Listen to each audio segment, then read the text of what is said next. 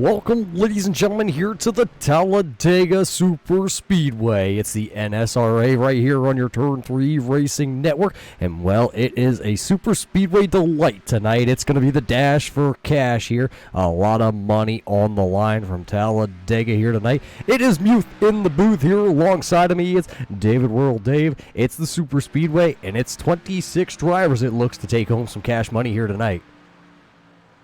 26 drivers all vying for the top spot, $300 if they are able to capture that. And man, makes me think about wanting to jump in a car and take a shot at it here at Talladega Super Speedway. As long as you are in the pack, you have got a shot.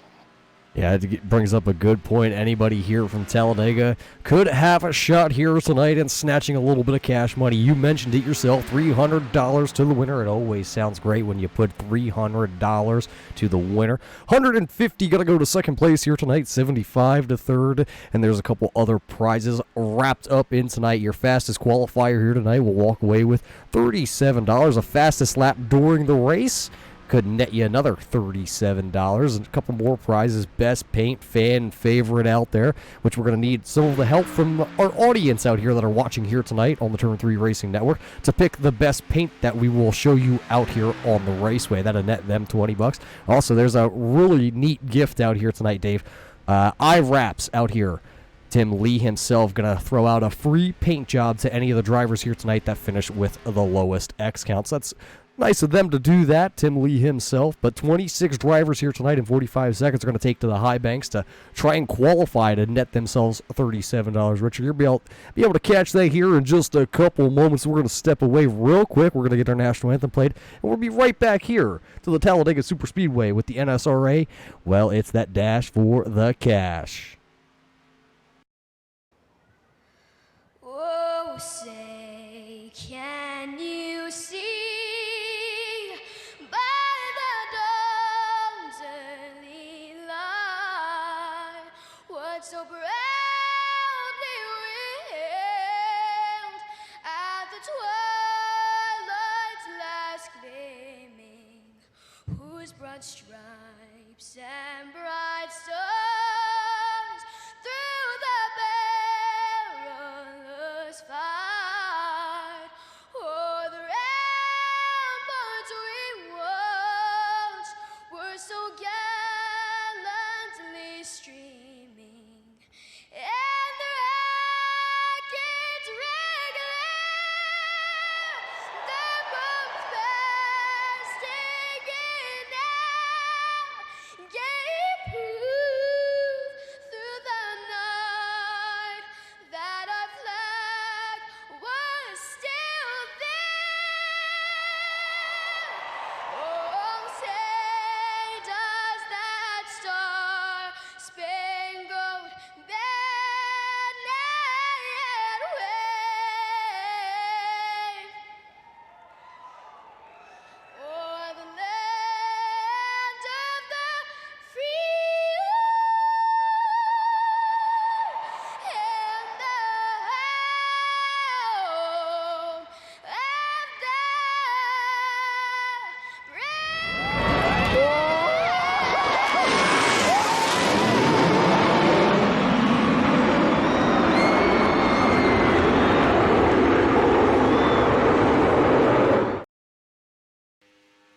Welcome back here to Talladega Super Speedway. It's the NSRA Dash for Cash here in your Turn 3 Racing Network. And as you see in the upper left-hand corner, qualifying is underway. One of the first drivers to hit the high banks here from Talladega is going to be the 62 of Les Levy. Always racing for the Ricky Bobby Foundation, also in K.R. Stolfus's name. Unfortunately, K.R. not able to join us here tonight, Dave, but you know how Les Levy is and the Ricky Bobby Foundation. Yeah, Les always out there supporting some interesting causes and organizations. Always brings a great element over on the OP side of things. But I wonder how he's going to fare out there tonight against these these other drivers, first time being with you up here, so I'm just interested to see who's the fast guy out there. Yeah, we know Les is going to be one of the faster gentlemen out there on track, and let's take a quick gander here at somebody else out on track who's probably not going to be as quick. He's probably, well, I shouldn't say probably, he is referred to back of the pack, Todd Poston. Tonight you'll catch him in the 31 car, probably at the back of the things, but as qualifying times are starting to roll in, there's your top 20 qualifiers on the left-hand side of the screen. Gary Whitmer right now has the Coca-Cola 52 Ford Mustang with the quick time there of a 52.341 on his first qualifying lap. Let's see if he can pick it up here on his second lap, or if somebody else, like, well, there went another quick time to the second place. That's going to be the 48 here of Jordan Wright.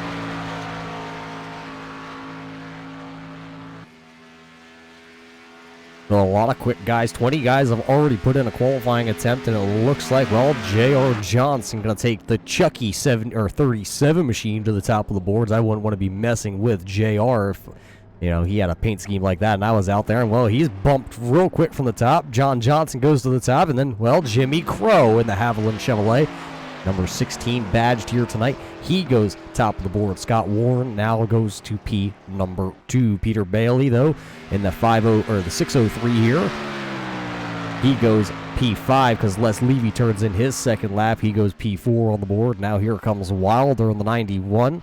No sponsors on the 91 ZL1 Camaro here tonight, but he goes P number 6. Now Douglas Johnson. The Johnsons are wild here tonight, Dave. Douglas Johnson now goes to the top of the board. And interesting to see Kenneth McCullough Jr. not putting down a qualifying lap. Roger, him and Christopher, well, I believe they are still considered white trash racing over here in the NSRA. But interesting to see him not even lay down a lap and go out and try to steal some of that money early here at Talladega. Yeah, it looks like right now 25 drivers have thrown down a qualifying attempt. Kenneth McCullough, though, not on the track right now with 35 seconds before we head into the actual race here tonight from Talladega. I don't believe he will be able to, so it looks like Douglas Johnson, Jimmy Crow, Scott Warren, and John Johnson will be your first two rows. Les Levy, Sean Stevens will be the next two. That's how your top 6 are here with 15 seconds left in the qualifying session. So some really, actually, it looks, when you're looking at the board, Douglas Johnson and Jimmy Crow do have identical times up there with 52.030s. So, like I was saying, fast drivers out here tonight. But qualifying is over as you see the checkered flag waving. We'll wait for these guys to start to take to the grid before we walk you through. So once again, though, money race here tonight for the NSRA, and these guys are going to be hungry. A long race, though, here tonight. It's 125 laps, 332 miles on this big super speedway that they call Talladega Super Speedway. It is a 2.65 mile track, and, hell, Dave, things are going to get interesting here tonight. Interesting indeed, Roger. I wonder if they're going to play it safe at all, or if they're going to try to bring home some of that money for, or the IRAP, I should say, for the lowest X counts. Who's going to be willing to go 3 wide? Who's going to be willing to go 4 wide? This track can lend itself to that 4 wide action as long as you can keep it in your lane. So we'll have to see who's got the setups, who's got the ride heights figured out, and who can run a smooth race to the end. All right, well, let's take you through your qualifying lineup here. Douglas Johnson is going to lead us here to the green flag, and Jimmy Crow is slotted in the second position. Third here tonight going to be the 76 of Scott Warren, and John Johnson in the 22 going to roll off in the 4th spot. Fifth here tonight, the masked wonder of the 62 of Les Levy, Sean Stevens, going to roll off 6th. 7th going to go to Sean Wilder, and then Peter Bailey going to start 8th. 9th here tonight, Logan Helton. David Overstreet rounds out our top 10. And 11th to 17 of Richard Booz. And 12th, the 37 of J.R. Johnson. 13th, the 08 of Thomas Quattlebaum Jr. And then 14th, the 52 of Gary Whitmire. Starting in 15th, the 24 of Timothy Lee. And in 16th, the 9 of Michael Coe. 17th goes to the 77 of Roy Grand. The 41 of Michael Whitaker is in 18th. 19th position, the 711 of Stephen Herman. And in 20th, the 48 of Jordan Wright. Rolling off 21st here tonight, going to be the 18 of Russell Hancock. Joe Sanders going to roll the number 4 in 22nd. 23rd here tonight, the 21 of Daniel Holloway. And, well, it's Todd Poston starting 24th. Look for him to fall towards the back here tonight. 25th position going to go to Christopher McCullough, and Kenneth McCullough going to roll off in your 26th position. That is your 26 drivers to take the green flag here from Talladega Super Speedway as they warm up the motors, put a little bit of heat in the motors, heat in the tires here tonight. The thing that's going to hurt them the most here tonight is going to be heat in the motors, but you need just a little bit out there to see if you can turn the most RPMs here tonight. So 125 laps about to start here as they come down the backstretch. Dave, what are you looking forward to here tonight with 26 drivers? I'm looking forward to seeing some long green flag laps, maybe squeeze in some green flag pit stops, see these drivers' strategies shake out, because strategy is pretty much all you got, because all of the cars are going to be pretty much equal as long as they are nose to tail. So the only thing really to look for is those pit strategies and who's willing to risk it all to put the money in the bank at the end of this thing. Well, we're about to find out as they come through 3 and 4. Once we do get to turn 4 and the pace car does make the left-hand dive to pit road, it's still going to be a very, very long way to the drop of the green flag, as the start-finish line for the green flag is kind of halfway down towards turn number 1. Is the only track in racing where the start-finish line is just about down there in turn 1. And with it being such a long track like it is, coming off turn 4, we could see a last lap pass for the win here today. Don't rule it out. I'm not sure if the yellow line is going to be an out-of-bounds line like you would see in NASCAR. But I wouldn't be surprised if you see a couple guys duck down there and try and get away with something. But we are headed down towards the start-finish line, and the green flag is waving here for the NSRA. It's the dash for the cash, and Douglas Johnson is on the gas, headed down towards turn 1. Everybody is 2 by 2, stacking them up, trying to find their dancing partner here on lap number 1 from Talladega. And what we can look to expect, Roger, here in these opening laps is that top lane will lose some cars, lose some momentum, but as the rest of the field kind of accordions themselves back up there, that outside lane will gain its momentum back in the pack right now, though. 3 wide race in action already here on lap number 1. Your leaders were side by side going into turn 3. Douglas Johnson still leading that bottom lane. Will he have it at the striper? Will Jimmy Crow have the run coming on the outside? Do not believe he's going to make it there to cross lap number 1. Yeah, it's a long way down to the start-finish line, but it does look like Douglas Johnson was able to lead the first lap here for the dash for the cash. But, well, he may lead lap 1. The question, though, here tonight's going to be who's going to be able to lead the last one. Remember, most laps led here from Talladega does net you a little bit of cash, but are you willing to put your neck on the line for just a little bit of cash in the most laps led, or are you going to save it and try and put it in the bank here coming home as the winner is down the back? They are still 2 by 2 for the lead as far as you can see through the field here. And with a couple guys single file at the tail end of this line. And, well, right now it's still Douglas Johnson to the inside, and Jimmy Crow is trying to dance to the outside. He's got a great pusher with the 22 of John Johnson pushing him. And right behind them they had Sean Stevens also. So you got 3 good super speedway racers to the outside. Well, don't discount that inside line, though, because at the line, though, it looks like that is actually Jimmy Crow is going to go to the P1 position for the time being here. You're going to see that shuffle hand throughout the night, probably a good, I'm going to guess, probably 30 times here from Talladega. Yeah, 125 laps around this high bank, high-speed track, Roger, and I would expect at least 30 lead changes, if not upwards of 40. As drivers in the back still have not sorted it out just yet. Looks like the 4 is beginning to take it 3 wide. outside lane has been able to stay there, but just losing a little bit of ground through the corners. Nothing changing up front. Still leading that bottom lane is Douglas Johnson, getting a good push from 76 of Scott Warren. Yeah, at the line that time by was Douglas Johnson once again, but looking back here towards about mid-pack, you see the 711 there. That's Mike. That's Swerve and Herman out there in the Haviland machine, as you saw Michael Whitaker go around him. It looks like that 711 machine there of Herman has some rear end damage. Not sure if that's going to hurt him that much. Is there a 3 wide once again down the backstretch? Herman looking through the middle there, the 24 of Timmy Lee down on the bottom, and that is Whitaker to the outside. Not sure if that rear end damage is really going to hurt Herman here tonight, or if he stays in the draft, it'd be pretty good. Pushing might be a little challenging for a couple of these drivers with damage like that on the rear.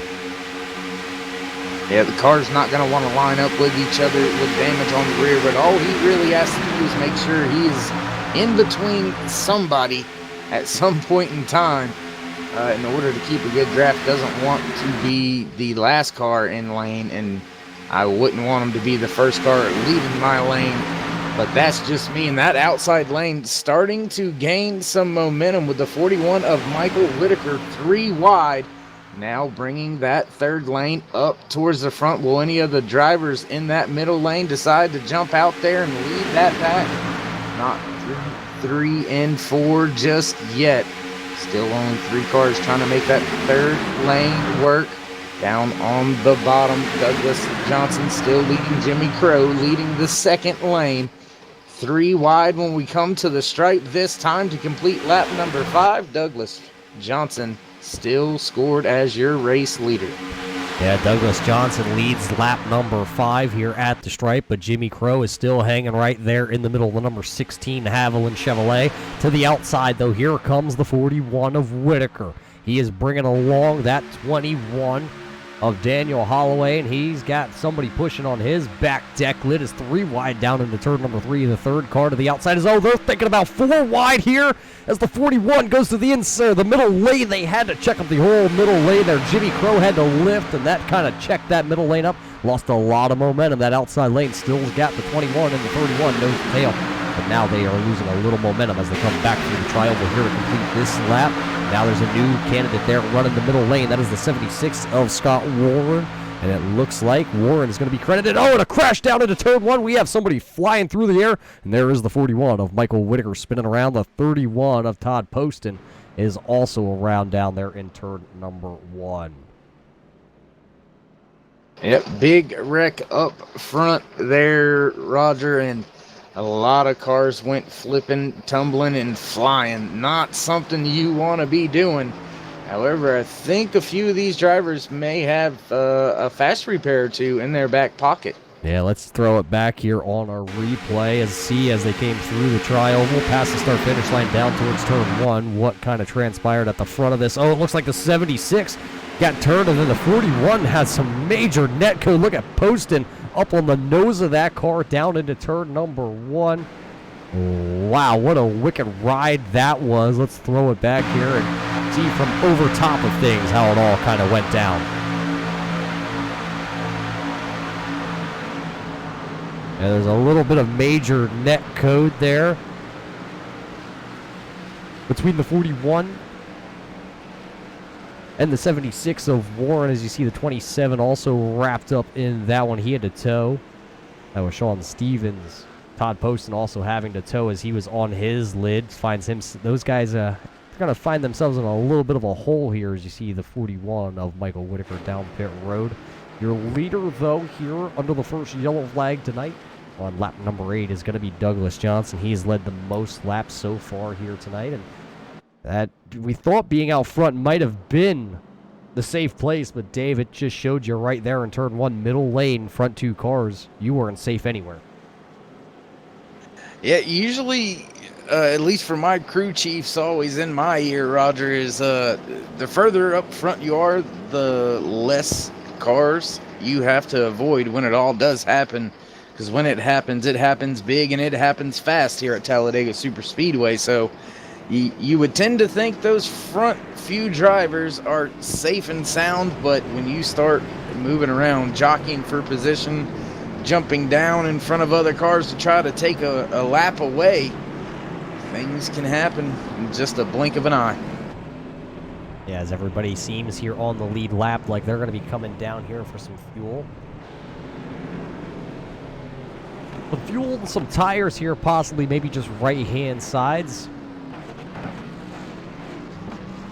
Douglas Johnson down and away as he crosses the stripe there. He will be the first car out, leading out Les Levy, Logan Hilton, and it looks like Jimmy Crow. And then it's a little bit of a waiting game there until you find John Johnson, Jordan Wright, Peter Bailey, Daniel Holloway, David Overstreet, and Timothy Lee round out the top 10 coming out of pit road.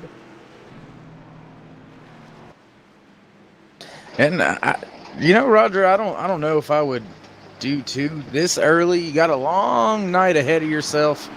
At some point in time, you may get a green flag run, and why not just go ahead and throw 4 tires on it, get you a tear off, make sure your tape was fine, and just relax, because we've seen up front isn't where you want to be so far. Yeah, 3, almost 4 wide racing here in the early going, showing you what these guys can do. A couple of these guys are a lap down now. Scott Warren, who had visited the International Space Station that was actually just flying over Talladega, Alabama. I mean, what other coincidence? Sean Stevens had to take a tow. Michael Whitaker had to take a tow along with Todd Poston. So all 4 of those drivers right now are shown 1 lap down to the rest of your leaders, and it looks like they are still continuing to sit down there on pit road. When you have to take a tow here from the Talladega Superspeedway, it is a long way back to pit road on the hooks, and you might be able to get away with just 1 lap down if you get back to the pits fast enough and don't take any tires and kind of just get out of the pits as you can. But a lot of times you're still looking at possibly a 2 lap down situation here. But while we're under cautions here from Talladega, we're going to step away for just a moment, and we will be back here with the NSRA Dash for Cash. The most realistic online racing sim ever made. This is iRacing. Detailed laser scan tracks, fully dynamic real world cars, and over 50 series to choose from. 6 online world championships offering over $400,000 in annual prizes. This is the original esport racing game. This is iRacing.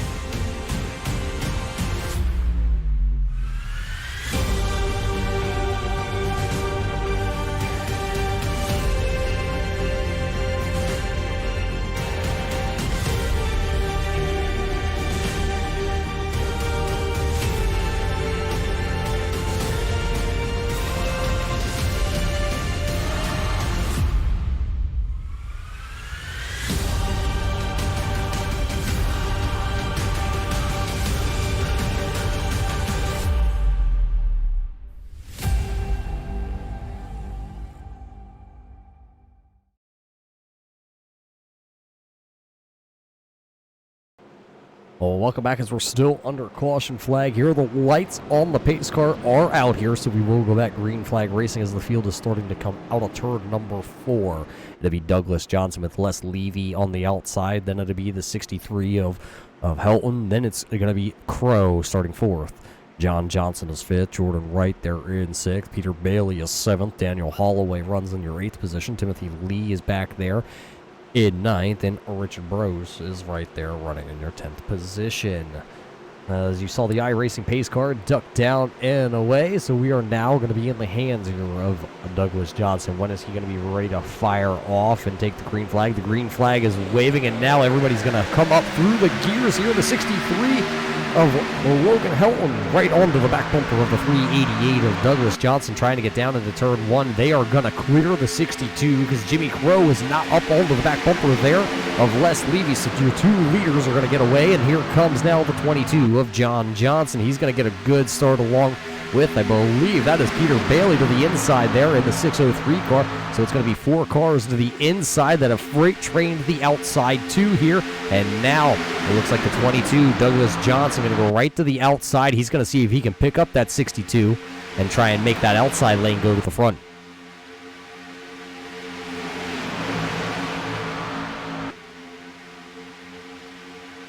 Still 2 cars out front here, nose to tail, coming through the tri-oval. Will the 22 of John Johnson get a good enough push through this tri-oval to get to the line? It doesn't look like it. It's going to be Douglas Johnson still leading the way here from Talladega. He has now led 8 laps here tonight, and doesn't seem like he's going to be changing that anytime soon. That outside lane is now starting to pick up a little bit of momentum.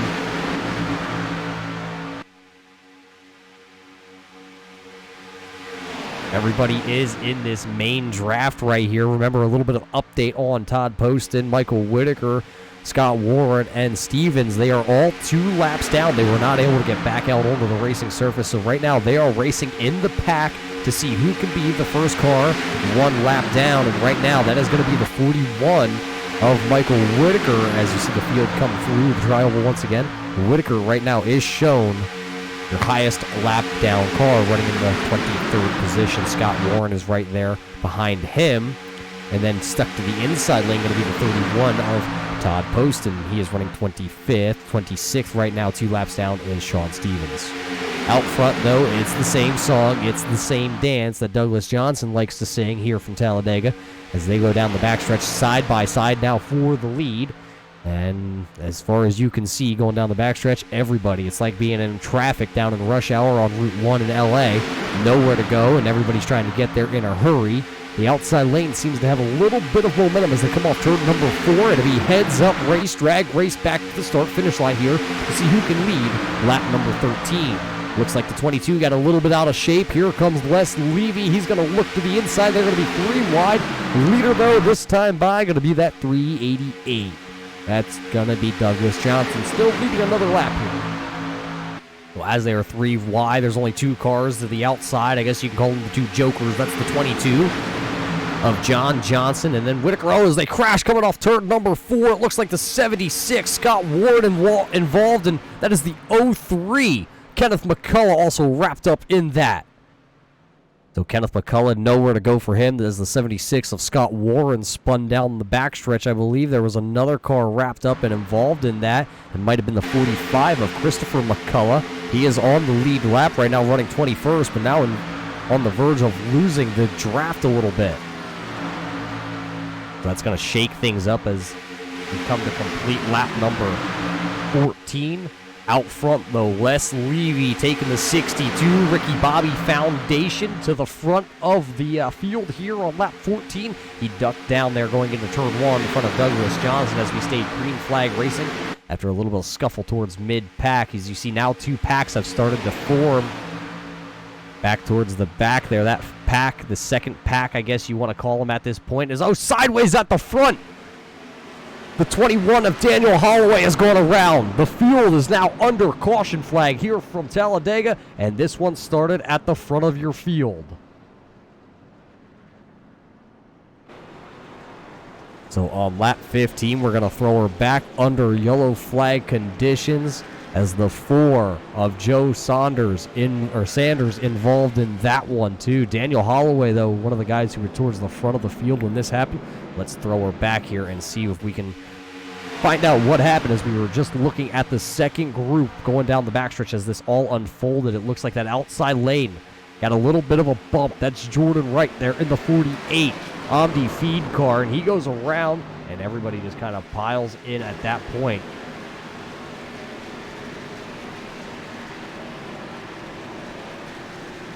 Let's back it up once again here and go over top. You see just a little bit of a bump to the 46. He goes around. And then look at everybody else. Saunders coming in with a full ahead of Steve there in the number 4, rolling the high side, and then wound up getting collected up into this one. Looks like pit lane's going to be busy once again here on lap 16. Les Levy going to lead down the field. Don't think anybody is going to stay out here.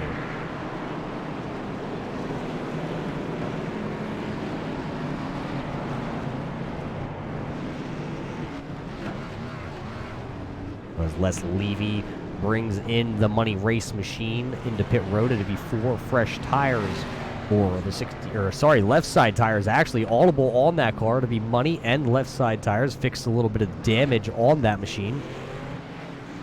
John Johnson, then Douglas Johnson are going to lead the charge out of pit road. Richard there with the 17 going to come out running in the 3rd position. Peter Bailey now comes out 4th. Timothy Lee is sitting in 5th. Les Levy is 6th. And then it looks like it's going to be Gary Whitmer in 7th. Roy Grande there in 8th. And Jordan Wright gets a brand new car there for the Omni Feed machine. And he'll come out running in the 10th position.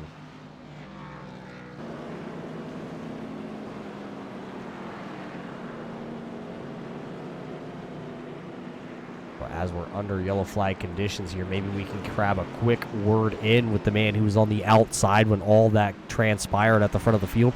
Jordan Wright, you got a copy. It's Roger here in the booth. I do, Roger. How are you doing? Well, we're doing a lot better than me. Yeah, I was going to say, we're doing pretty good here in the booth. We got some refreshments and whatnot up here, but tell us what happened there as you went down the backstretch into turn number 3 as you led that outside line.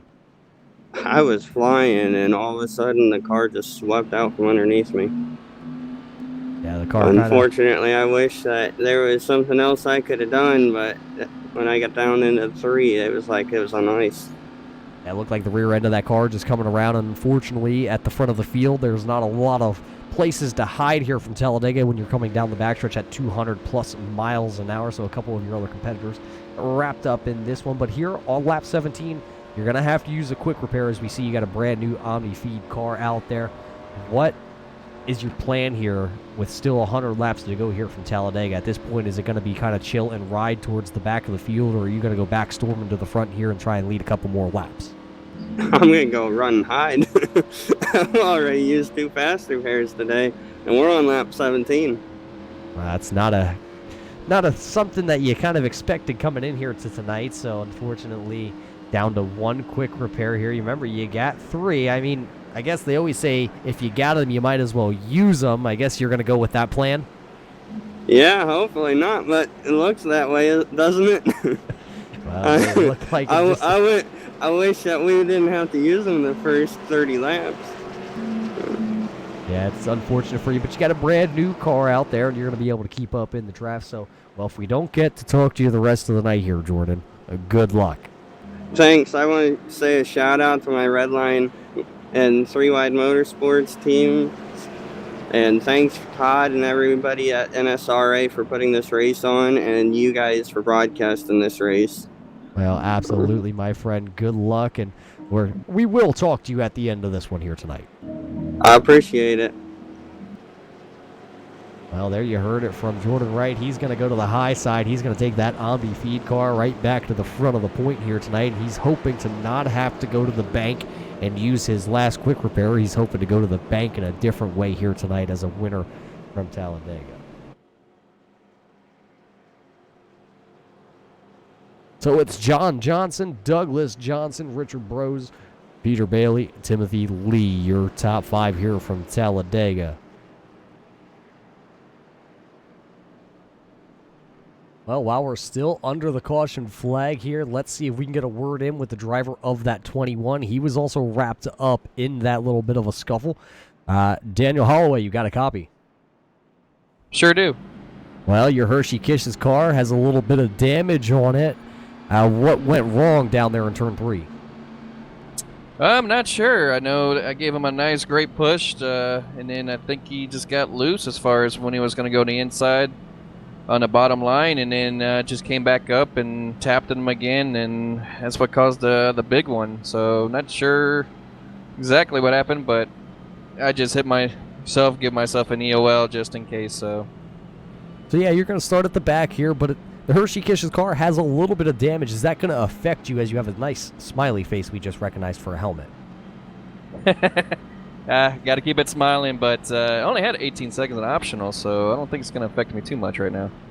Well, a long way to go here from Talladega. Still over 100 laps, 108 laps, coming to get 107. You're going to come back down, splash of fuel here for the Hershey Kisses car, and good luck the rest of the way, Dan. Thanks, guys, and just want to shout out to everybody who's watching tonight, to all the fans, family. Well, there you heard it from Daniel Holloway. Their car just got a little bit loose in front of him, and he ended up going around in front of the field. Not what he wanted to really see, as the lights on the pace car do go out here. It'll be John Johnson and Douglas Johnson leading us back to green flag here, racing on lap 20 here tonight.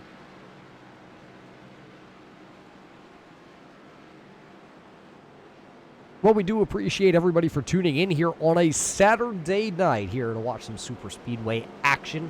It's the Talladega Super Speedway here tonight, and it's the NSRA. It's the Dash for Cash.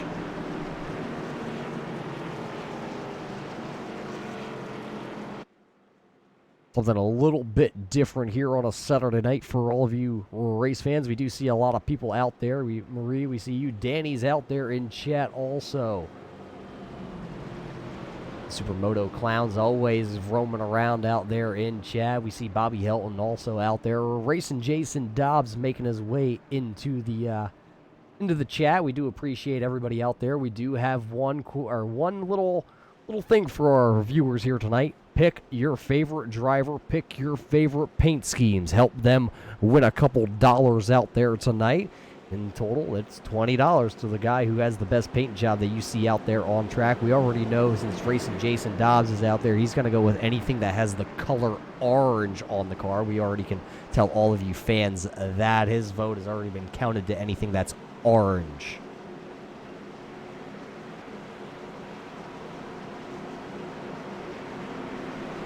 As we go back to green flag racing, let's crank it up here just a little bit here from the Talladega Super Speedway.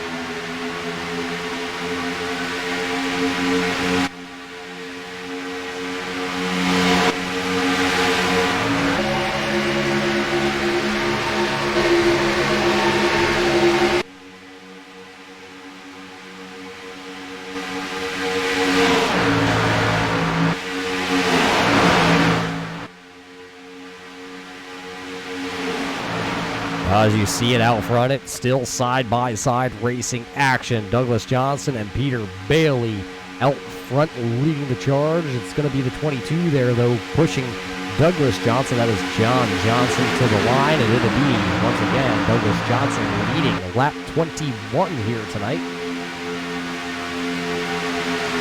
Right now, actually checking out the timing and scoring as you see your leaders still battling it out. That is Les Levy to the outside, pushing Peter Bailey.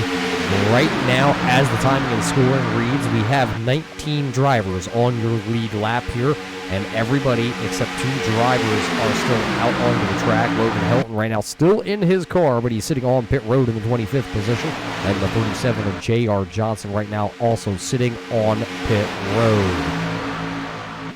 Well, I think we got a Peter Bailey fan in chat here tonight. Hot Wife says it's the 603. It's the 603. It is the 603. Well, the 603 is leading the outside lane with the Ricky Bobby Foundation. 62 of Les Levy pushing him. And look at that. The 77 of Roy Grande now is out to the outside. He is the 3rd car to the outside lane. And right behind him, he's got Jimmy Crow in the Haviland number 16.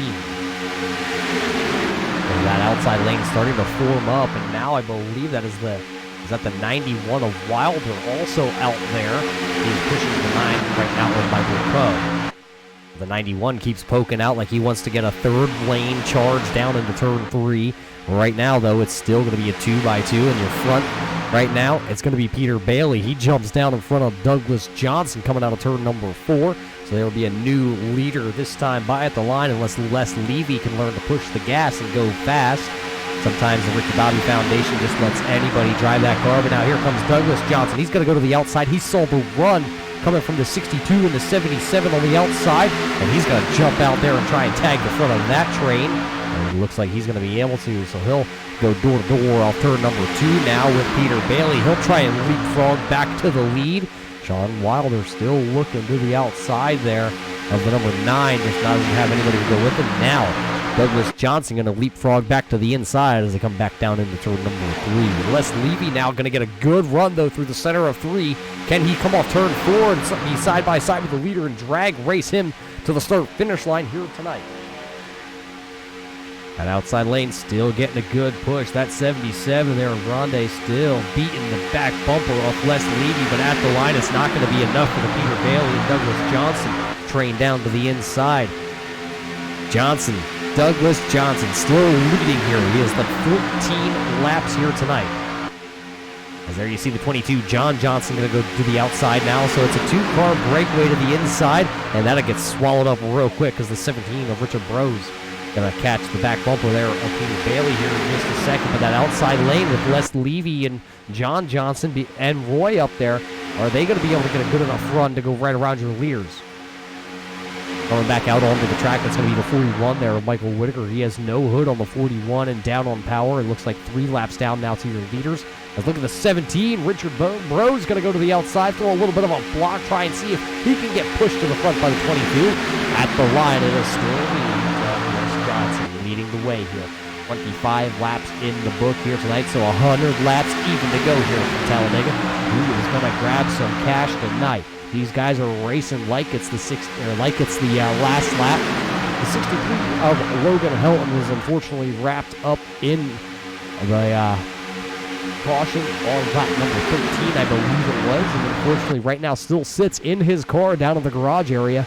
We're waiting to see if he can get that 63 back out onto the racing surface. Right now he has shown 10 laps down in your 25th position. As you see, the 77 there of Roy got out of line. The 16 of Jimmy Crow filled the hole along with Michael Coe. And, well, there goes Sean Wilder. And, well, the rest of the field is going to tag along with them down there on that second lane.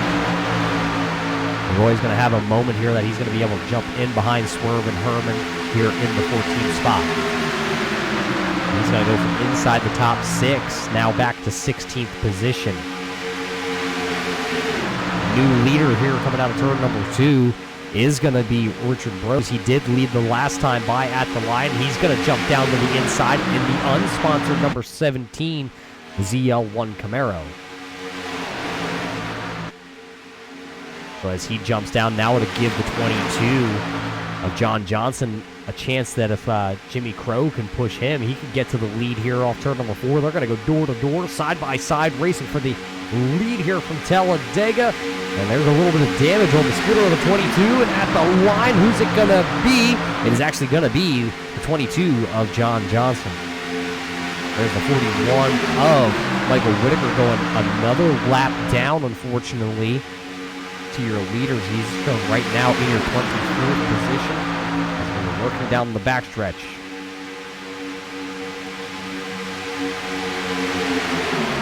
Look at that big push that the 17 there of Bros is getting from Peter Bailey. That'll push him back out into the lead. The question is going to be, though, start-finish line so far away here at Talladega, and can he get it done? Here goes the 603 of Bailey. He's going to jump to the outside, and that's going to leave the 17 to the inside, waiting for Douglas Johnson to get back to the bumper on him. At the line, Peter Bailey going to lead again here at Talladega.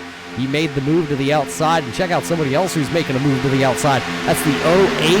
Got the, we're calling an unsponsored 08 Camaro there, ripping the high line. Nobody out there helping Thomas Quattrobottom as he is out there all by himself, and he's actually getting a good run to the outside by himself. He was, I believe, 2 laps ago, he was sitting in the 18th spot. Now he's sitting 12th on the outside with no help. Now here comes Herman. Herman thinking about going to the outside, and well, Thomas said that's enough of rolling around to the outside because there's a lap down car, and that's going to be the 31. That is Todd Poston, who is right now 2 laps down with a damaged 31 machine. Look at the front end of that Toyota all tore up. That's back in the pack time as he goes another lap down.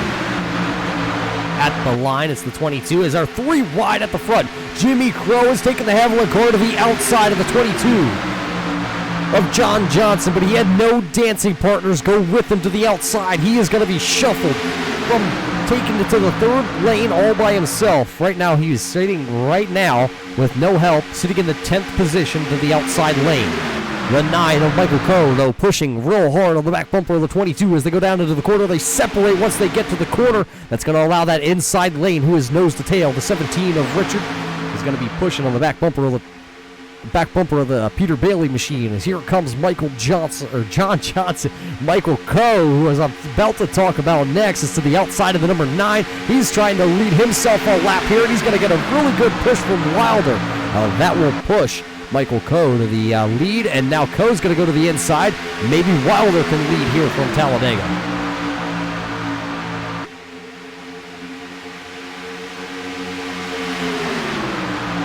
Down the backstretch they go. They got 3 cars to the outside, and one of them cars is Scott Warren in that Mustang to the outside, pushing now. He's going to have to push the 21 of Daniel Holloway. Let's see if we can grab it on board here. Riding on board with the 76 of Scott Warren here around the Talladega Superspeedway, pushing that 21 of Daniel Holloway.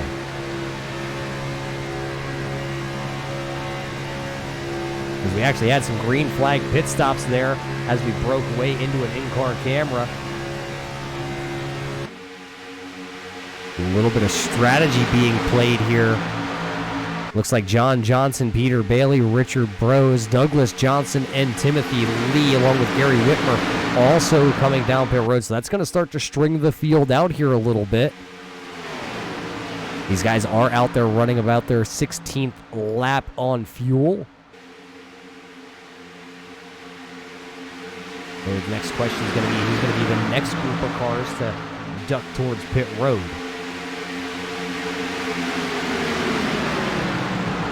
Here come a lot of your leaders down pit road. Looks like the next group of cars is going to be led by Wilder.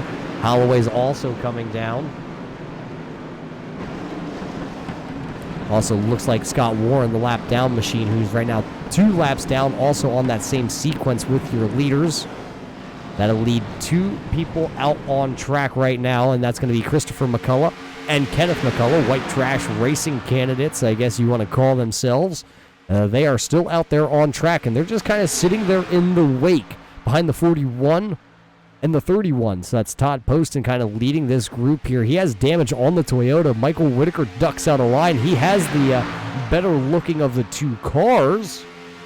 He's going to actually duck behind this group, look for the McCulloughs this time by. As you see them pull off the track, they are going to come down pit road.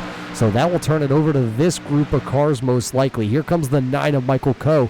His pit stop is done, and he is coming back onto the racing surface. He is looking like he's going to try and go around that lap-down car there of Scott Warren. A little bit of strategy play. Daniel Holloway and Michael Coe both had actually the fastest pit stops of everybody. They are going to be able to get out ahead of everybody by, it looks like a good second and a half, almost 2 seconds over your next guy, who is actually Jimmy Crowe, and he is all by himself. He is right now waiting on the 603 of Peter Bailey and Wilder in the 91, and they're kind of all just a little bit back behind them. About a half a second separates all them. Doesn't look like a half a second on the track, but that is still a big gap between these guys. They got to be nose to tail to get the best performance out of their cars here at Talladega. You want to be sucked up right underneath the guy in front of you. Where is Christopher McCullough and Kenneth McCullough? Look at them. They are coming off pit road right now down the backstretch. They finally get back onto the racing surface, and they had themselves actually one heck of a stop. Unfortunately, both those cars are not up to full song and dance. So the 9 of Michael Coe and Daniel Holloway will get around those two. They should be able to suck into the draft there, and then might get a 4-car battle here at the front of the field. As you see it, they are able to latch onto that group. That group behind them, though, led by Jimmy Crowe. Right there you see it. Peter Bailey and Jimmy Crowe, nose to tail. They got a 4-car train with them also attached. John Wilder, Stephen Herman, Jordan Wright is right there also. These guys right now are going to be able to turn some quick laps compared to your leaders. More cars, faster you can go, unless you have one heck of a pusher. And right now, Daniel Holloway, who runs second, is one of the better pushers that you're going to see in the Hershey Kisses 21. But unfortunately, the numbers and with the way the draft package works here with these Cup cars, and they are punching such a big hole, they are allowing Jimmy Crowe and Peter Bailey to really start to close the gap. 200 miles an hour down into the corner versus your leaders, who are 5 miles an hour slower. So that just tells you how fast they are closing in on your leaders. They will be there in no time. As you see, looking off the 76 cars onboard camera off to the passenger side, Jimmy Crowe, you can see him. It's sort of like a shark. He is starting to really pull your leaders. Where's Jimmy Crowe going to go once he catches Scott Warren, who's tagged onto the back of your leaders group here? It looks like he just kind of falls in line for the time being. A lot of people have started to really single file out here, not trying to push the envelope.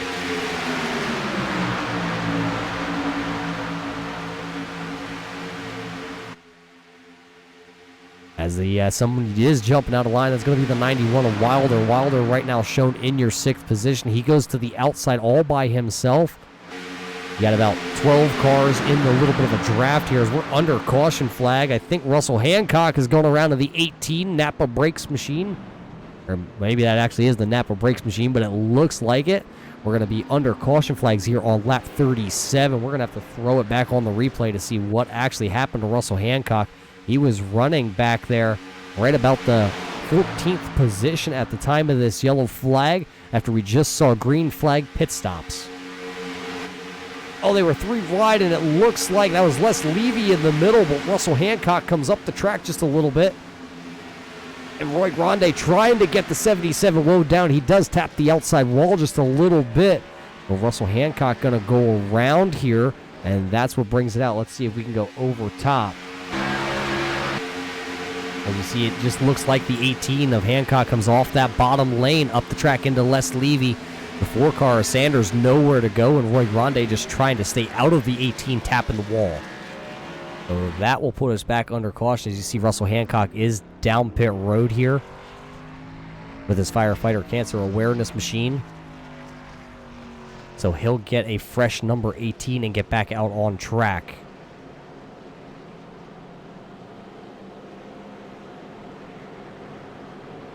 So Michael Coe is shown as your leader here on lap 37 with your leaders who were just down pit road. Just 5 laps ago, you're probably going to see him come down and at least put some fuel in the car, as here comes the number 9 of Michael Coe. He is going to come down pit road with Daniel Holloway. Christopher McCullough, Kenneth McCullough also coming down pit road and looking through the timing and scoring. Everybody is going to come right along with these guys and see if Michael can have a pretty solid pit stop here with the number 9. It looks like a right side tire stop going on for Michael Coe. Right side tires are on. It's going to be down and away, so a 2-tire stop for the number 9 here. Can he stay in front of the 21 of Daniel Holloway as they come down pit road? It does look like the number 9 here is going to come out of pit road in front of Holloway, but he will not be the one who takes over the lead. I believe Wilder, yeah. A real quick stop, fuel only for the 91 of Wilder, only 5.7 seconds staying in his box. That will net him the lead off pit road, but will not put him in front of everybody, as the 4 of Joe Saunders actually is shown as your leader right now. We'll have to let timing and the scoring update to show us where everybody is going to cycle through.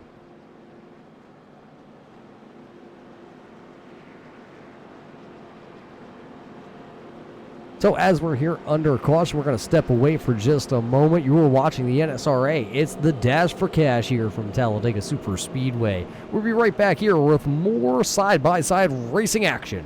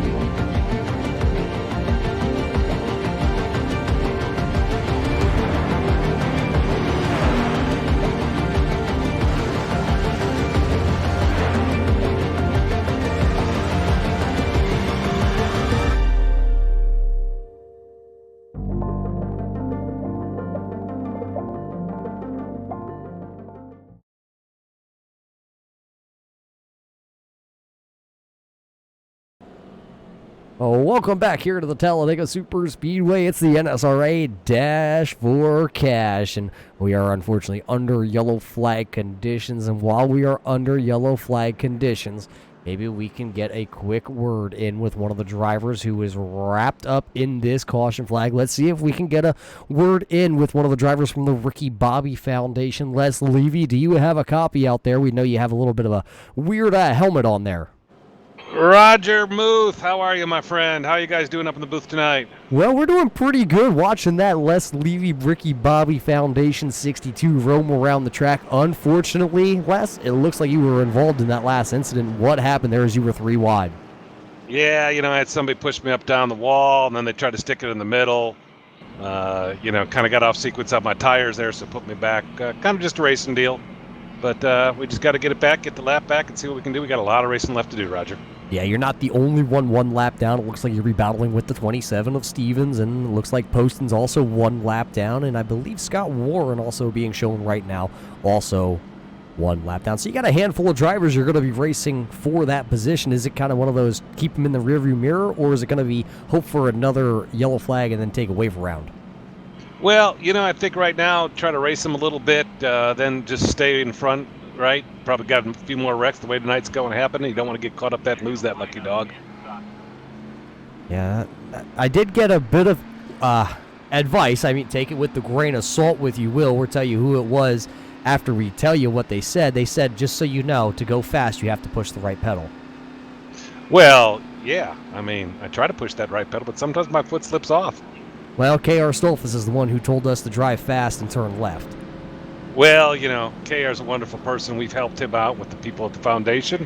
He's actually got himself a couple wins in that real race car, and we hope he'll just stick with the program. Sometimes people drop out and they got to start over, but KR's one of the good ones and one of our success stories. Well, absolutely. Thanks for helping out. The sometimes a little less fortunate, but I believe you got the 1-to-go marker, so Les, we will get you back down there and try and keep that 62 Ricky Bobby Foundation car clean the rest of the way. 10-4, Roger. We'll do it again. Thanks to you guys up at the booth, everybody at Turn 3 Motorsports. Well, there you heard it from the 62. Check his paint out. It's the NSRA. It's the money race. You see the money man on the background there? Well, we can tell you that's not K.R. Stolfus, but we do got to give a big shout out to one of our Turn 3 Racing Network broadcasters. K.R. Stolfus bringing home another win out there in the Midwest with his, we're calling his little micro machine. Well, Roger, I'd love to drive that micro machine. Sorry about the delay. Had a little bit of audio and microphone issues, trying to work them out. Hope everything is okay, and glad to actually be looking back at some action again as we get ready to go back green flag racing to take lap 42 out of 125 here tonight. And KR, man, I'm KR. See, we were talking about KR, so he was on my mind. Shout out to you, buddy. Look forward to seeing you Monday night in the booth. Pace car is ducking off. Long way back around to the restart zone here at Talladega. So these drivers just itching to hit that loud pedal.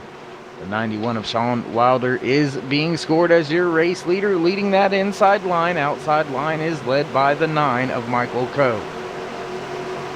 Almost to the restart zone, and we're back green flag racing. Lap 42, the 9 machine gets a great start. 91 a little bit slower on the inside lane, but it looks like his line is going to get back to his rear bumper before the help for Michael Coe arrives on the outside off of turn number 2. Still leading the race is Sean Wilder. Yeah, Sean leading that inside lane. He's got the 21 of Daniel Holloway up on his back bumper. Look at him push him right down on the yellow line going down into turn 3. But they are 3 wide behind your leaders here. And that is Swerman Herman leading the outside charge. He's got that 41 there of Michael Whitaker tucked up underneath that Haviland 711 machine, and they are trying to go to the front. Right now, the 41 of Michael Whitaker is shown 2 laps down, but if he could possibly get to the front here and kind of hold up the leaders, if a caution would come out, that would give him an extra lap back if they all pit and he stayed out. And right now, with us only being 6 laps into the run, that is a possibility here at Talladega that we're going to have to look out for. maybe multiple laps down, but you can still make friends here at Talladega. Still make friends and still make enemies. The 21 of Daniel Holloway was pushing Sean Wilder, decided to jump out, take the momentum that middle lane was gaining to pull, even try to lead a lap. But that third lane now, Roger, starting to work their way up to the front with just those two cars out there. And it's quite a feat to see just two cars making up that much ground. We'll have to see if anybody's ready to join them just yet. Looks like nobody is. Still side by side, multiple rows deep. Leaders in the center of 1 and 2. Too close to call. Looks like the 22 of John Johnson still giving a great push to the 91 of Sean Wilder outside the lane. The third lane starting to drop back now with 3 cars in tow. Have to wait to see if they'll be able to rebuild that momentum as we work our way back through 3 and 4, coming to the line to take lap 45. Yeah, lap 45 about to start here as they come off turn number 4. There's still 2 abreast at the front of it, and maybe about the 12th position on back is where you find that 3-wide battle racing. But who's going to have it this time at the line? It looks like the 91 might have the nose at the line. Give it to the 91. Wilder going to go for his 7th lap lead here from Daytona, and that outside lane is starting to now finally gain a little bit more momentum with Herman pulling that train. They now have 3 cars up there because that looks like that is the other lap down machine of the 31 of Todd Post, and he's to the outside. And they also have a little bit farther back, that looks like it is the 4 of Joe Sanders, but he looks like he's just a little bit too far back to help the outside lane. Down into turn 3, though, it is still Wilder out front, and then it's Holloway leading that second line, the second group of cars there. And he is being pushed by the number 9 of Michael Coe as they come out of turn number 4. You're seeing everybody jockey for positions. It's still not quite to the halfway marker. We're going to get 80 laps to go this time at the line, and it's going to be heads up photo at the line. It's going to go to Daniel Holloway, I believe, that time by the 21. Going to be scored as your race leader. At 21, able to steal his first lap lead here tonight in this Dash for Cash race for the NSRA, and still side by side up there for the race lead. Noticing these cars aren't right on the deck lids of the cars in front of them, giving a little bit of space, being mindful of those oil temps and water temps early here in the race. We have had a few cautions, so drivers may begin to start thinking about how many of those fast repairs they still have. 41 with a huge move to jump outside. Only 2 cars in that third lane now as it is starting to disintegrate rapidly. Inside lane still holding on strong with only about 5 cars. Nose to tail right now. Outside lane being led by Daniel Holloway. Still trying to get up there and lead his first few laps of tonight's race. Yeah, we just did get past word the 63 of Logan Helton is out of the race as he has shown 31 laps down, sitting in your 26th position. Unfortunately, Dave, we've been all subject to this. You see a big wiggle out of the 21 of Daniel Holloway coming out of turn number 4. The 63, though, of Helton, blown engine, and when he went to come into his box, he was too far forward, and with a blown motor, you're not able to back it up at all. No, not able to back it up. You got to use a tow then, and then sometimes if you had your fast repair unchecked, it's going to hit you with that required, and that is going to pretty much put the nail in the coffin, so to speak, and end the night for you. Not something you want to see that early in the race, but we've all been there, all done it. I'm sure I'll do it quite a few more times. Yeah, you're looking right now off the roof camera here of the 22 of John Johnson, who is right behind the 91 of Wilder as they come out of turn number 4. Look at how John Johnson comes very, very easily up onto the bumper. Doesn't get Wilder all out of shape coming through the tri-oval because there are some very, very aggressive bumps down there in the tri-oval that could upset a car. John Johnson was very easy on getting to the back bumper there on the 91 just to give him a push back to the start-finish line. Wilder going to lead another lap here. That'll give him 10 laps that he has led here. Ooh, look at Johnson as he comes off the bottom, Holloway to the outside. Kind of started to suck the 22 up the track a little bit, but John Johnson was able to hold on to that one. And, well, they come down the backstretch still side by side for the lead. Look at everybody right here in this main draft pack. Everybody inside of your top 14 are within about 1 second of your race leader. And I believe, Roger, we're going to start to see a little bit more of this style racing. The side-by-side, you might not see too much more 3 wide for a little while. Seems like the drivers are starting to just want to get some of this race knocked out and out of their way, make it to the end, where we can determine who's going to walk away with that big stack of cash, that $300. And who knows? Race winner may win. Most laps led may win the best paint. So you got multiple chances out there tonight to win yourself some money. But I'd give up all the small ones to get that one big one. Yeah, sometimes going for gold is what you need to. There's a break right now. 17 of Bros kind of checked up that inside lane, and they were able to look at everybody kind of leapfrog him as they come down through the trial. Well, he went from being the 4th car to the inside lane, and now he's going to end up being, I think that's about the 6th or 7th car to the inside lane. That's a lot of positions, but here at Talladega, it's not a big deal. If you can find the right person, go to the outside, you can go right around everybody pretty easily. But here, working lap 14, for a lot of your leaders, we might be coming upon green flag pit stops in just about a lap, maybe 2-3 laps, so that might be able to shuffle the deck here. We are working lap 51 down the backstretch. You see a lot of guys down to the inside, so you may be seeing a lot of guys peel off this time off turn 4. Green flag pit stops are in the window right now. I believe most will stay out another 2 to at least 3 laps, but with a lap car lurking just in front, going to force these drivers 3 wide at some point in time, unless those top 4 runners in that middle or outside lane at this time can find a way around. Lap car has moved to the bottom of the track, so that's going to put the 3 wide at a little different angle, a little different situation. They're making their way by, no problems right now as they work down the backstretch down around the lap car. Michael Coe still leading that outside lane. When will these drivers hit pit road? I said about 2 to 3 laps.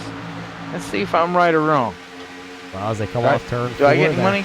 If I get it right? I don't think you get any money, as your leaders are going to blow right on by the pit road entry. So right there, you would have failed that pop quiz. No money for you here in the booth, Dave.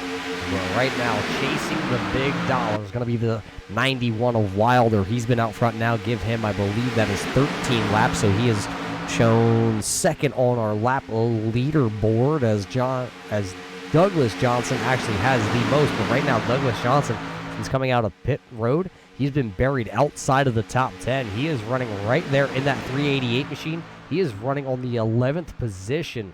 As you see more guys trying to file back to the bottom. The outside car that you see there, that is the lap down car, the 76 of Scott Warren. This time by, though, Dave, your leader's going to be breaking towards pit road, and looks like here they come, the 22, the 91, and they are bringing a slew of people. Daniel Holloway also going to come down pit road. And this time by, look at them all, but 4 wide coming down pit road.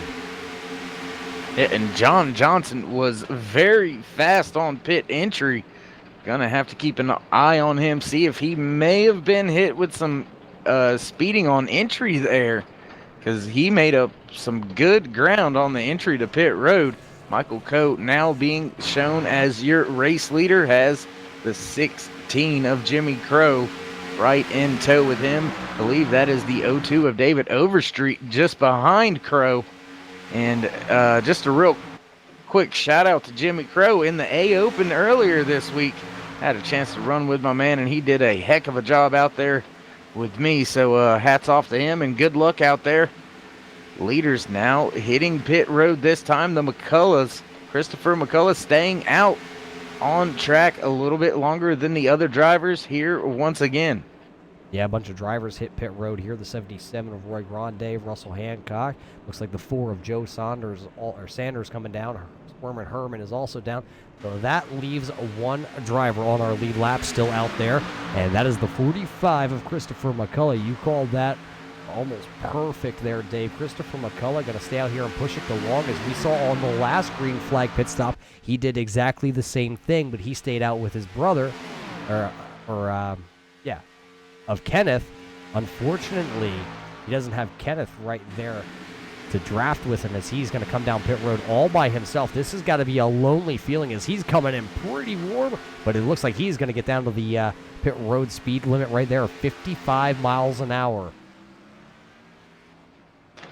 Pit road speed it's like you're just sitting still compared to 190 plus, especially in a draft, as we see these 4 cars starting to run down the 9 of Michael Coe, and I believe they're going to gobble up that 45 of Christopher McCullough without any troubles when he makes his way off of pit road. So back to the point, the 91 of Sean Wilder, or at least I think it will be once these green flag pit stops cycle all the way through.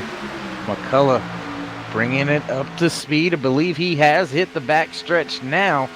These front drivers coming through 1 and 2.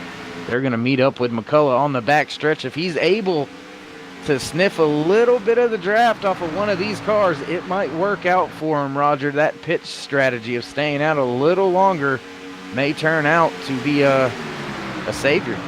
Yeah, right now you see the 4 cars, your 4 lead cars kind of pass him, and he's going to duck in to be the 6th car of this little train. He doesn't have far to fall, though, if he needs help. David Overstreet and Jimmy Crow are right behind him by about a half a second, but they are nose to tail, and they are pushing hard, so they will actually be the ones that pick up the 45 possibly of McCullough. But your leaders this time at the line, after everybody has now finally taken their green flag pit stops here. So as it cycles back through on lap 57, it's going to be Shane Wilder out front. Sean Wilder out front. Then it's Daniel Holloway, John Johnson, Michael Coe, David Overstreet, Jimmy Crow, Christopher McCullough. Then it's Peter Bailey, Stephen Herman, and Jordan Wright round out your top 10. And everybody is actually running at about like 3 car packs right now, but they will end up coming together as forming one big pack, because remember, we talked about how these cars with the new downforce, the new draft package here, with the A cars that we have had for quite a while now. Actually, it's not so new anymore, but they punch such a big hole and allow the cars to suck up from so far back. I think you can almost suck up from being about 2 seconds back and still be able to sniff a little bit of draft anymore. Yeah, big equalizer is this draft package, especially here at these super speedways like Talladega. And you know, if you get the right push with just 2 cars can jump to the outside of a string of 5 or 6 and just motor on by. It's an amazing thing to watch. As now we've got 2 cars out there. David Overstreet out there in that very outside lane. I believe he has help from is that the 7-Eleven of Herman? That actually looks like that is the 16 right now, pushing the 02 of David Overstreet. So that would be David Overstreet and Jimmy Crow working the 3rd lane, but it doesn't look like they have the momentum working for them right now. So they will duck back down into the 2nd lane, and that will be pulled by, that looks like that is a 41 there of Michael Whitaker, who is still shown two laps down. Now the 45 of McCullough is going to go to the outside because he sees how many cars, because Todd Poston is right there now, and I believe Douglas Johnson is also up in that group. So they got a good group of drivers there to the outside. McCullough is going to try and bring the outside lane to the front, but it looks like they're going to get blocked, because here goes the 21 of Daniel Holloway. He goes up there to the outside to try and block, and that's going to force now McCullough to the outside, and he's going to be the 3rd lane odd man out. And if anybody's ever known anything about one of the McCulloughs, 3 wide is their forte. Surprised none of these drivers here decided to jump out there and help McCullough on that outside in the 3rd lane. They're thinking more about leading as many laps as they can, as Sean Wilder still being shown as your race leader, leading 17 laps so far here tonight. Daniel Holloway trying to get the job done in that 21 Hershey's Kisses. Maybe I can talk later. Hershey. I can't say it. I can't do it, Roger. You're going to have to do that. Well, one. I'm from Pennsylvania. I'm right down the road from Hershey, Pennsylvania. So that is the Hershey Kisses car, brought to you by Daniel Holloway to the outside. He's got the 41 still laying the wood to the back bumper. Wilder is still to the inside, and he's got a good friend in tow with him. That's Daniel Holloway. Now you got me all tongue-tied, messed up. Holloway is to the outside. He's got the 22, though, of John Johnson tucked up underneath, and there is McCullough still 3 wide and still falling through the field. Sometimes there, Roger, my brain, my mouth, and tongue, they just don't see eye to eye, and things come out all sideways and wrong. But everybody knows what we mean. I mean, they see these great drivers out here putting on a heck of a show so far, still side by side for the past 3 laps. We're going to continue this way, I believe, until we see another set of green flag pit stops.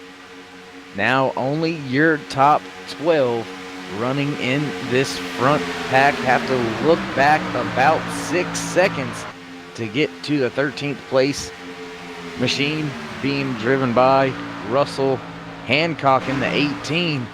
And I don't know, maybe some jockeying of position might start to begin to go on. Try to figure out who you really want to be pushed by, who's the best pusher, who's the best leader. And will temperatures start to play a factor, as it looks like some cars beginning to already work themselves back down to that bottom lane. Yeah, looking at about halfway through a run here, I think, this time by. So within the next probably 8 to 10 laps, you might see another round of green flag pit stops. And we have already seen how it has cut the field in just about half. 12 cars here in your lead group, and that also is going to include the 41 of Michael Whitaker and the 31 of Todd Poston. Both of them drivers are shown laps down. Right now, Todd is shown 1 lap down. He is the first car 1 lap down in your lead group here. If he can go out and get the his lap back the hard way, then that would hand over Les Levy, the lucky dog. He is not in this pack. So right now, Todd Poston is trying to stay here with the lead group, but he doesn't really have anything to worry about other than possibly getting swept up in a unfortunate wreck here on lap 63. We're not saying it's happening on 63. We're just saying we're here on lap 63 here. And at the front, it is still the 91 of Wilder. Holloway in the 21 is still to the outside. He's still got that 41 of Michael Whitaker pushing that Hershey Kisses car around the outside groove here. At the line, though, it still will be Wilder. Now, Wilder has led 21 laps, I believe, on the night here. So he has the most laps led so far. And we're coming up on just about there. We actually just broke the halfway. Oh, the 4 car into the outside wall. Joe Saunders going to go around, and I think he may have just tagged. Correct me if I'm wrong, but that was the 31 of Todd Poston that he corrected. Something has gone wrong with Joe Saunders, as you can see him down to the inside wall just bouncing off it. I'm not sure if maybe a wheel malfunction or something there. We're going to have to throw back the replay here. We saw it just start to unfold, and maybe that was just a little unlucky there for Todd Poston, as we were just talking about it. Look at the 4 going to the outside. He's into the outside wall, and then all of a sudden, left-hand turn into Poston, and I believe that's also going to take along Jordan along with him too. So Jordan Wright in the 48 machine getting wrapped up in that one, and Todd's car on that 31 looks completely destroyed. Let's throw her back one more time here and see if we can find a different angle for you on track. Where is the number 4 of Sanders? Right there. Sanders, right there he is. Sanders to the outside as you see your leaders going around him and just tags that outside wall. The car shoots dead left, and Todd goes for the spin cycle. I think he also tagged. That was the 45 of Christopher McCullough also. So as Christopher came through, he might also have a little bit of damage on that machine. So that will put us right back under caution here, Dave. And the man who finds himself out front with no problems is the 91 of Wilder. And it seems like the place to finally be is up there leading the race. We've seen a few of our first cautions happen right there in the front.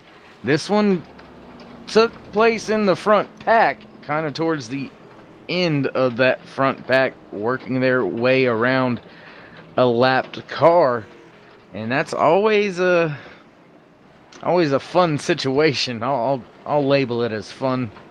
anyway, from my opinion, when you have to deal with a lap car and you're already too wide, 195 miles an hour, you know, just makes you tense up just a little bit. Yeah, it looks like everybody is hitting pit road here. So pit road's going to be a busy place as we were just about halfway. We were just talking about green flag pit stops possibly in the future. As you see the 91 there, Wilder come down pit road. He's going to hit the spot. Is it going to be right side tires, left side tires? No tires, it looks, for the 91, as it looks like it's a gas only. 7.7 seconds in his box, so he's going to be the first one down and away, and he will win the race off pit road. We'll go to the 91 of Wilder. Who comes out second? None other than the Hershey Kisses 21 of Daniel Holloway. John Johnson is showing the way there in third. Peter Bailey comes out fourth. Douglas Johnson back into the top five. He is shown in your fifth spot. Then it's Jimmy Crow in sixth. David Overstreet in seventh. Gary Whitmer in eighth. Timothy Lee in ninth. And Russell Hancock will come out of your pit road sitting in your 10th position.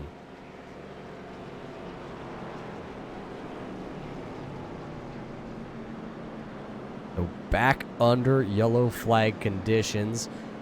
Let's see if we can possibly get a word in with somebody who is out there on the racetrack right now, who was wrapped up in that. Todd, you got a copy? Is Roger here in the booth? Yep, I got a copy. Well, it looks like you finally had to use your quick repair. Unfortunately, it's not the way you wanted to use it. Yeah, I had to use the fast repair there. I got caught up. The 4 car just bounced off the wall. He was trying to stay out of the way, but he just got sucked into that wall and shot back down. Yeah, so with a brand new Leukemia Awareness 31 Camry, and I'm not sure if our timing and scoring is playing tricks with us, Todd. Are you back on the lead lap, or are you still shown as 1 lap down? Right now, I'm showing as 1 lap down. I might take the wave around. We're going to find out here in a minute.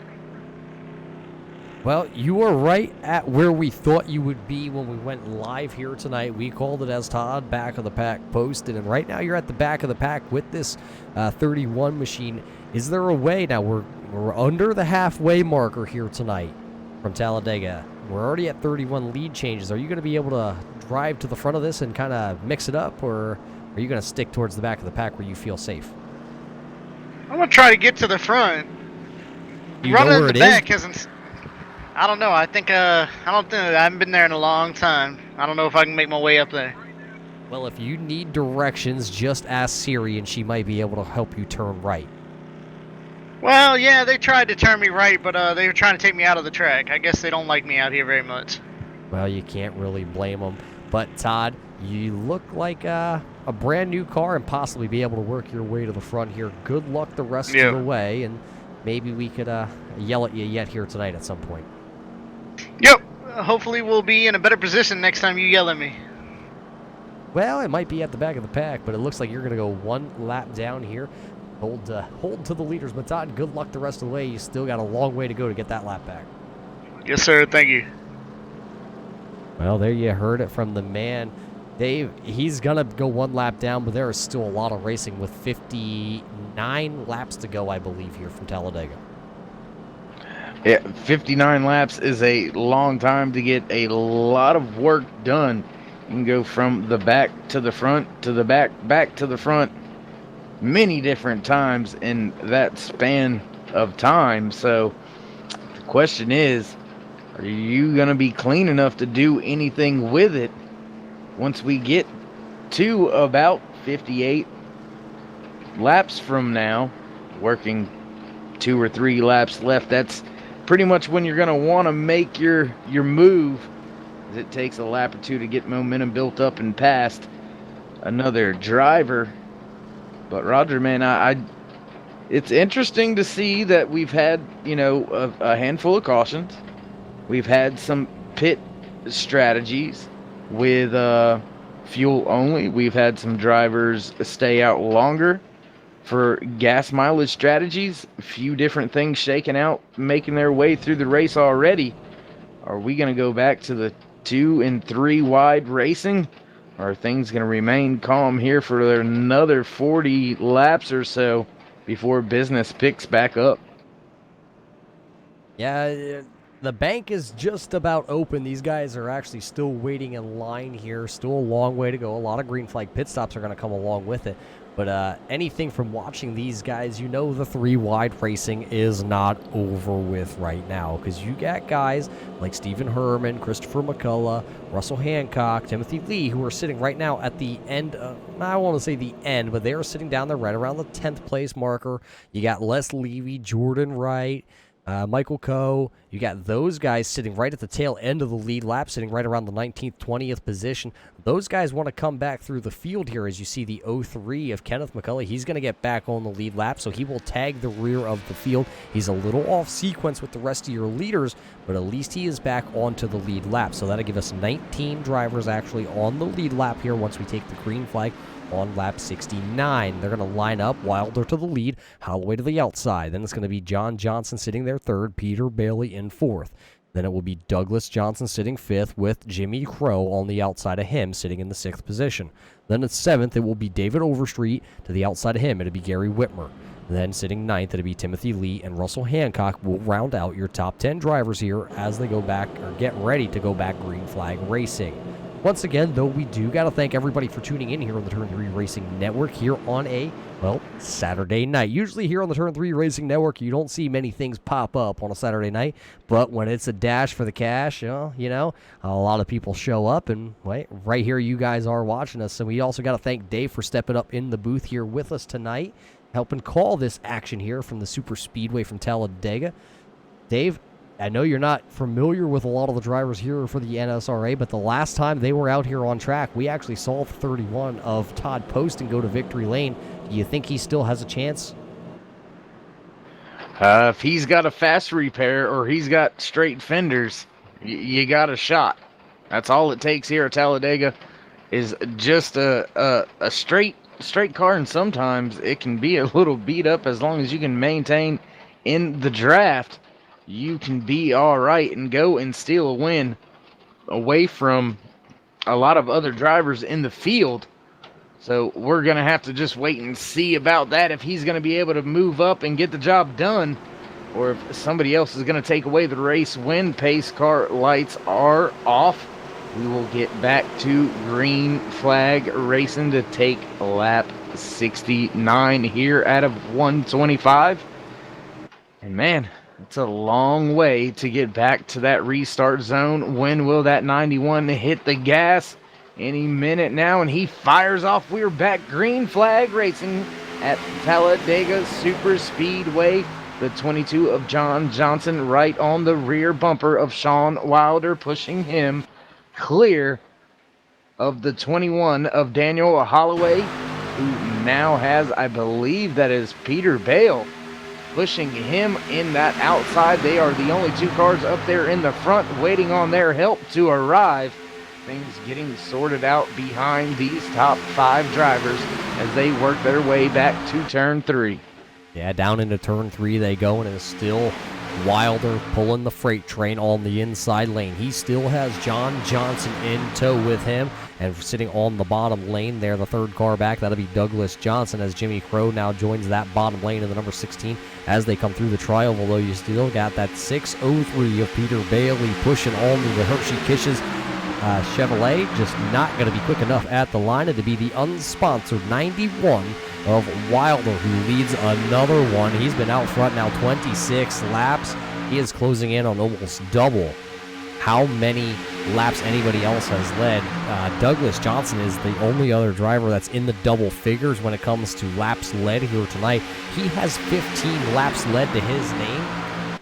And right now, though, that outside lane looks like it's pretty strong. Bailey is really laying the wood to the back bumper of the Hershey Kisses car. And look at how much the smiles, or how many smiles are actually coming out. You can see it from his helmet there on the 21 as they come through the trial. He is smiling ear to ear. Yeah, and that's those two cars on the outside doing something I alluded to earlier. If you're able to push and stay right on that rear bumper of the car in front of you, two cars can make up a lot of ground on a load of cars lined up on the inside. Looks like most of the field is lined up down there on the inside. These two cars in the outside lane still not giving way just yet. Yeah, you can see how close they come together as they work through the corner. That outside lane got a little bit separated that time. The 603 of Bailey maybe had to breathe that Toyota just a little more than he wanted, but also that damage on the 21 there, as you see as he falls back going through the trioval, could be a little bit of a factor on that too, as he wasn't able to pull the outside lane as much. Now you see Wilder starting to open up the inside lane so John Johnson can breathe his car and get a little more air to the front end so it doesn't overheat.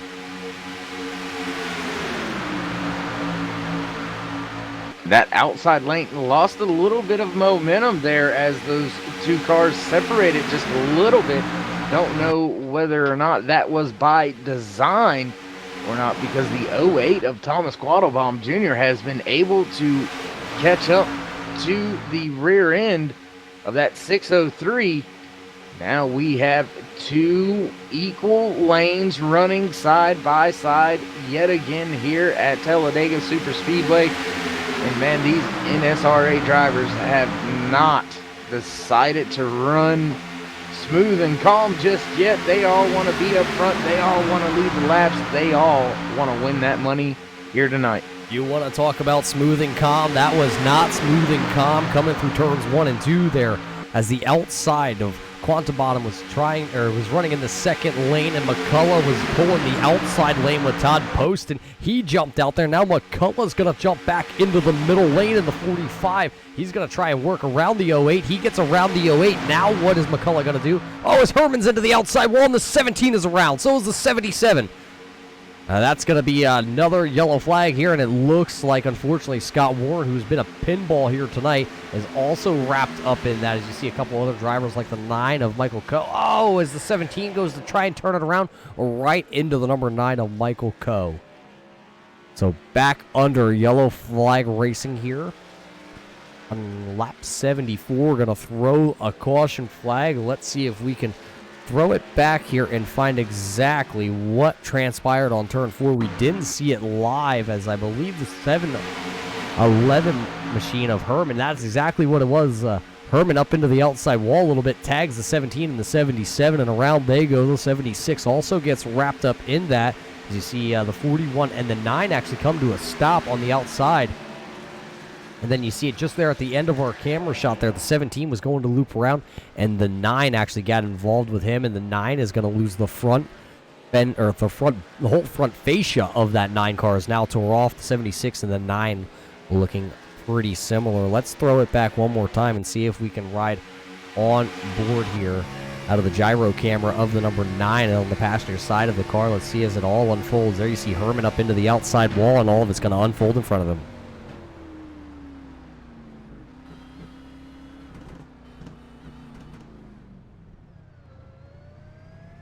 He thought he was pretty good, and then heads down towards doesn't see the 17 in time, and the 17 doesn't see him. The 17 went to turn it around, and unfortunately, there was the number 9, and that's just unfortunate. Wrong time, wrong place there for the 9 of Michael Coe.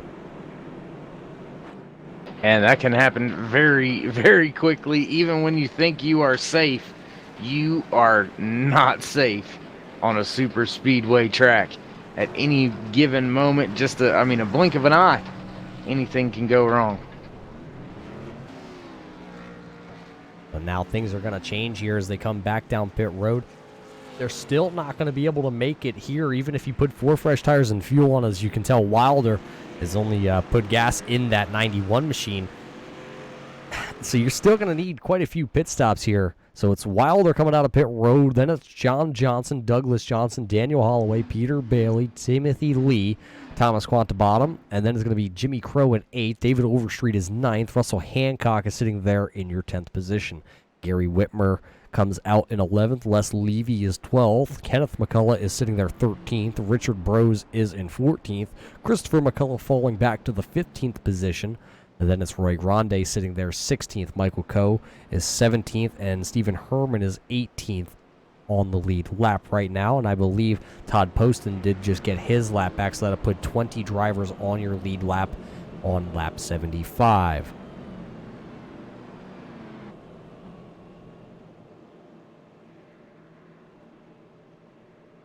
So as we are sitting here under the caution, let's see if we could get a quick word in with the driver of the 7-Eleven. Stephen Herman, do you have a copy? It's Muth and Dave here in the booth.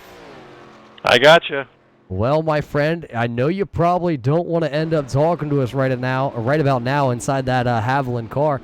Tell us what happened there coming off turn 4. I just got a little loose, got in the wall, came down, hit someone else. I mean, I caused that wreck. It's all on me. Yeah, all on you. Was the car just a little bit tight up top there? Yeah, it was. I was starting to suck into the wall a little bit too much, so it's my bad. That's an unfortunate way, but tell us about the racing that is going on out there tonight.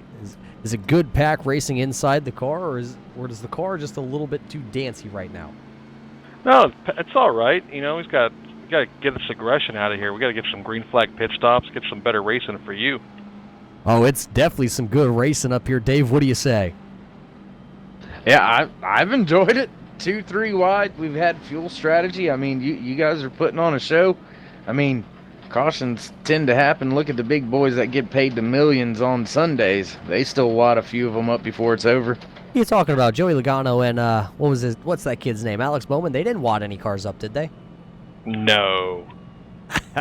But yes, we are at Talladega. Things like this will happen out here.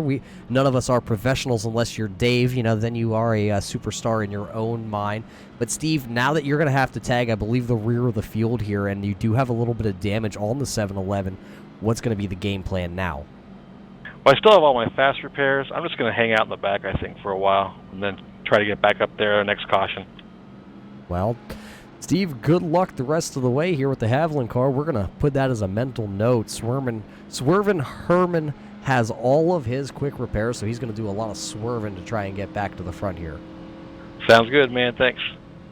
Well, we're putting him back into the coffee shop. Maybe he can drink a little bit of coffee with the 7-Eleven machine and wake himself up to go high and wide here.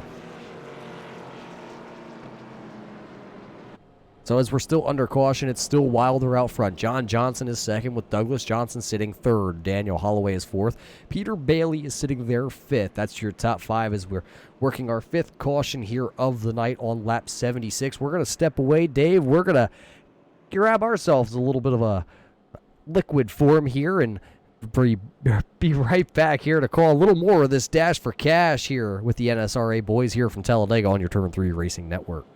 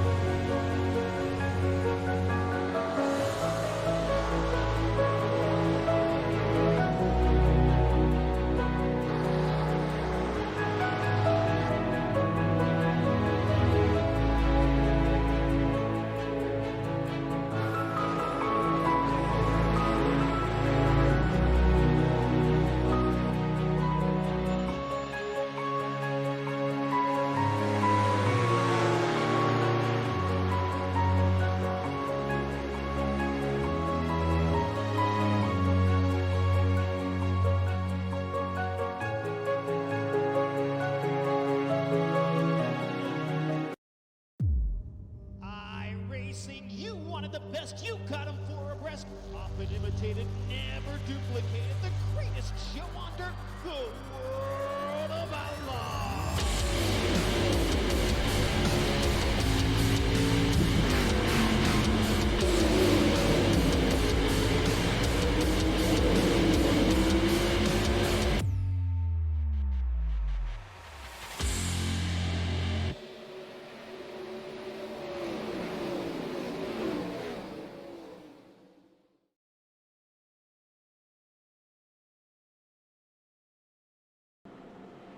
And welcome back, race fans, here to the Talladega Superspeedway. It's the NSRA, it's the Dash for Cash, and well, as you see it, under caution flag here on lap 77, but the good news is we are about to get back to the racing action as the lights on that pace car are out, and we are about to hang them high and wide again to maybe even 3 wide. We only got 48 more laps to go here from Talladega. Once we take the green flag here in just a moment, it'll be Wilder to the inside, John Johnson on the outside. Then it'll be Douglas Johnson, Daniel Holloway. Those are your first 4 drivers.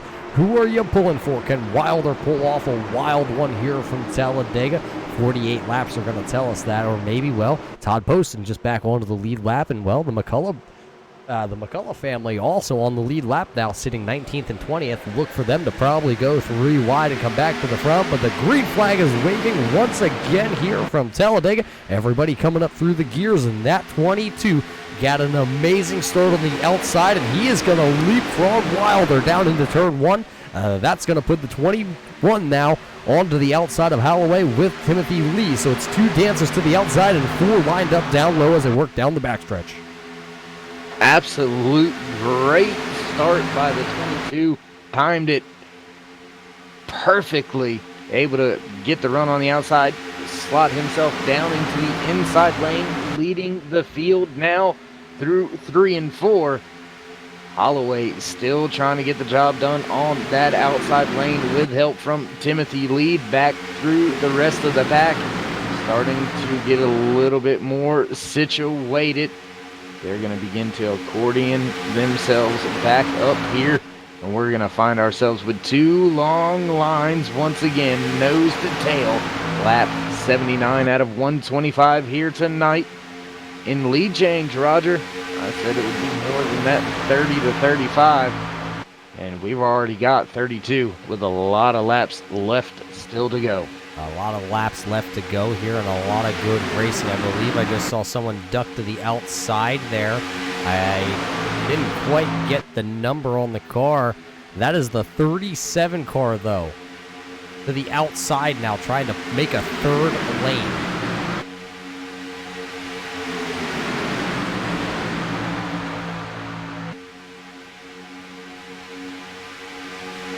At the line, though, it will be John Johnson leading that lap. John Johnson now leading 7 laps here tonight. Wilder is going to be the question mark. Is he all right hanging back there in the 2nd position? He hasn't been in this position in quite a while of being back behind somebody. But now this is the position he is in, and he's going to have to lay the wood to the 22. You see him offset just a little bit as he was pushing Johnson down into the corner, breathing the front nose of the 91, getting a little bit of air as that outside lane. Somebody into the outside lane, that is, or outside wall. That was the 17 there, I believe, of Richard Brose.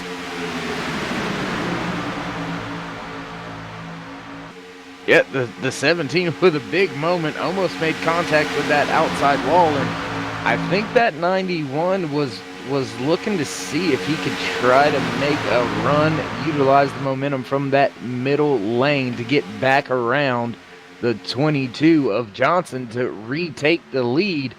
I believe Sean Wilder wants to make sure he keeps the money for the most laps led. He's got that well in hand at this point in time. Starting to be a lot more action going on towards the rear of the field. They are 3 wide now, back to 2 wide. Race leader still John Johnson. Outside lane starting to move forward. The 18 of Russell Hancock. Where did he come from? He finds himself 3rd car outside lane, trying to get to the rear bumper of Timothy Lee, and help Holloway calls out to try to take away that race lead from the 22. Yeah, a couple guys up here on the outside lane that we haven't seen really towards the front here tonight. We've seen the 21 of Holloway obviously at the front of the field for a little while tonight, and he's just been kind of chilling out towards, running right there inside the top 5, as though somebody's down to the inside, into the inside wall, and somebody came right back up onto the track. I didn't quite get a number. That looks like that is the 76 of Scott Warren, the And we're going to call him the pinball machine here tonight because I think he's been pinballed off the wall a couple times. He has some rear damage on that 76 machine. Let's throw it back here on our replay and catch what happened as the 76 was to the outside lane. He was the 5th car in line. See, as we go over top, they went 3 wide down the backstretch. It looks like J.R. Johnson down the track just a little bit, and that caused it. Herman with nowhere to go as he went airborne post and down into the grass. And look at a job that everybody did as actually the 76 was sideways in the middle of the track. We'll throw it back and see if we can grab a camera looking back. Let's see, we have another angle here right on the back deck lid as they come down the backstretch. Watch as it all unfolds down in turn 3. Watch everybody just kind of hit the brakes and safely around everybody, I'm going to call it. There's the 41 down to the inside. Herman gets wrapped up into this. And then just look at everybody behind him. This could have been real bad as he came back onto the track. Look at everybody. Jimmy Crow slows down and is able to avoid the wreck along with Gary Whitmer. That could have been bad for a lot of drivers, a lot worse than it looked like as that started right in the middle of the pack. And once again, just some crazy things going on. Everything looked to be calming down, settling in. And there you have it. Another big one. Another bunch of cars wadded up, headed to pit road. Hammer's going to be beaten. Fast repairs may be used. And, man, Roger, we still got a good, 43 laps left to go here? 43 laps left still here from the Talladega Superspeedway to determine who's going to walk away with a little, we'll call it cabbage this time. We keep talking about it. So a little cabbage put in somebody's pocket here tonight. Right now under yellow once again here. The race off pit road, it looks like John Johnson's still going to lead the way. Daniel Holloway, Wilder, Douglas Johnson, Timothy Lee, Russell Hancock, Anthony Poston, or Todd, or back in the pack. And then there's Les Levy in 8th, Peter Bailey in 9th, and Richard Brose rounds out the top 10 here. We're going to step away real quick, and we'll be right back to bring you more from the NSRA Dash forecast here at Talladega.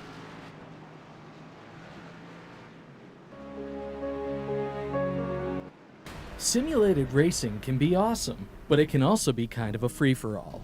Interestingly, auto racing faced the same problem in its earlier days. Whether it was on the back roads, the beaches, or the city streets, the racing was always fun. But there was always a certain level of chaos or danger, until some folks came along and put some order to all of this. Stuff like official racetracks, regulations about weight and equipment, and enforcement of standards. That's what gave us high-speed excitement, fast-paced action, and photo finishes. That's when racing became racing. The guys over at iRacing.com have made the same transformation in the world of sim racing.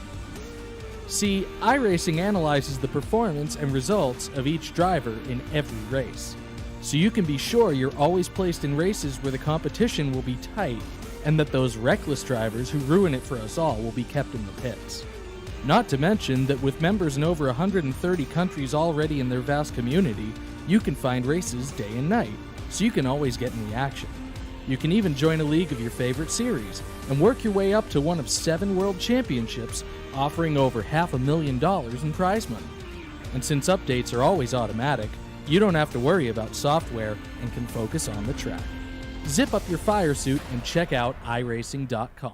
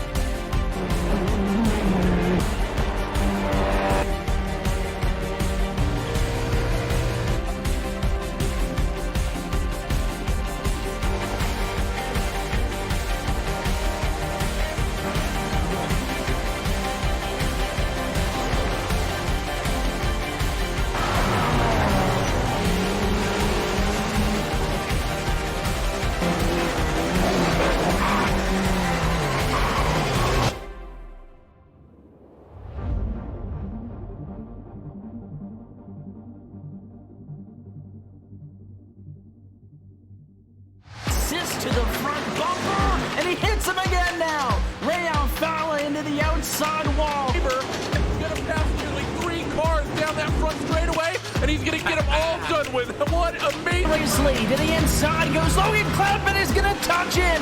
Pit press sideways. What a save! Looks to the outside as Cronkite goes off. De Jong into second place. I'm going for the switchback. Oh, pinpoint driving. It's Howley down to the inside. I tried. There's contact though. Slide left of the racetrack. Chris Benner drives it back down underneath, and he takes that second spot right back. Joker goes to Garrett Lowe. Garrett Lowe should take victory with all that contact. He's going to try and make the move around the outside the Parabolka. That's not going to work, but he's going to try and get the cutback here. Get the run out the Parabolka. That's beautifully done there. Michael Schumacher, there's a little bit of door banging as well.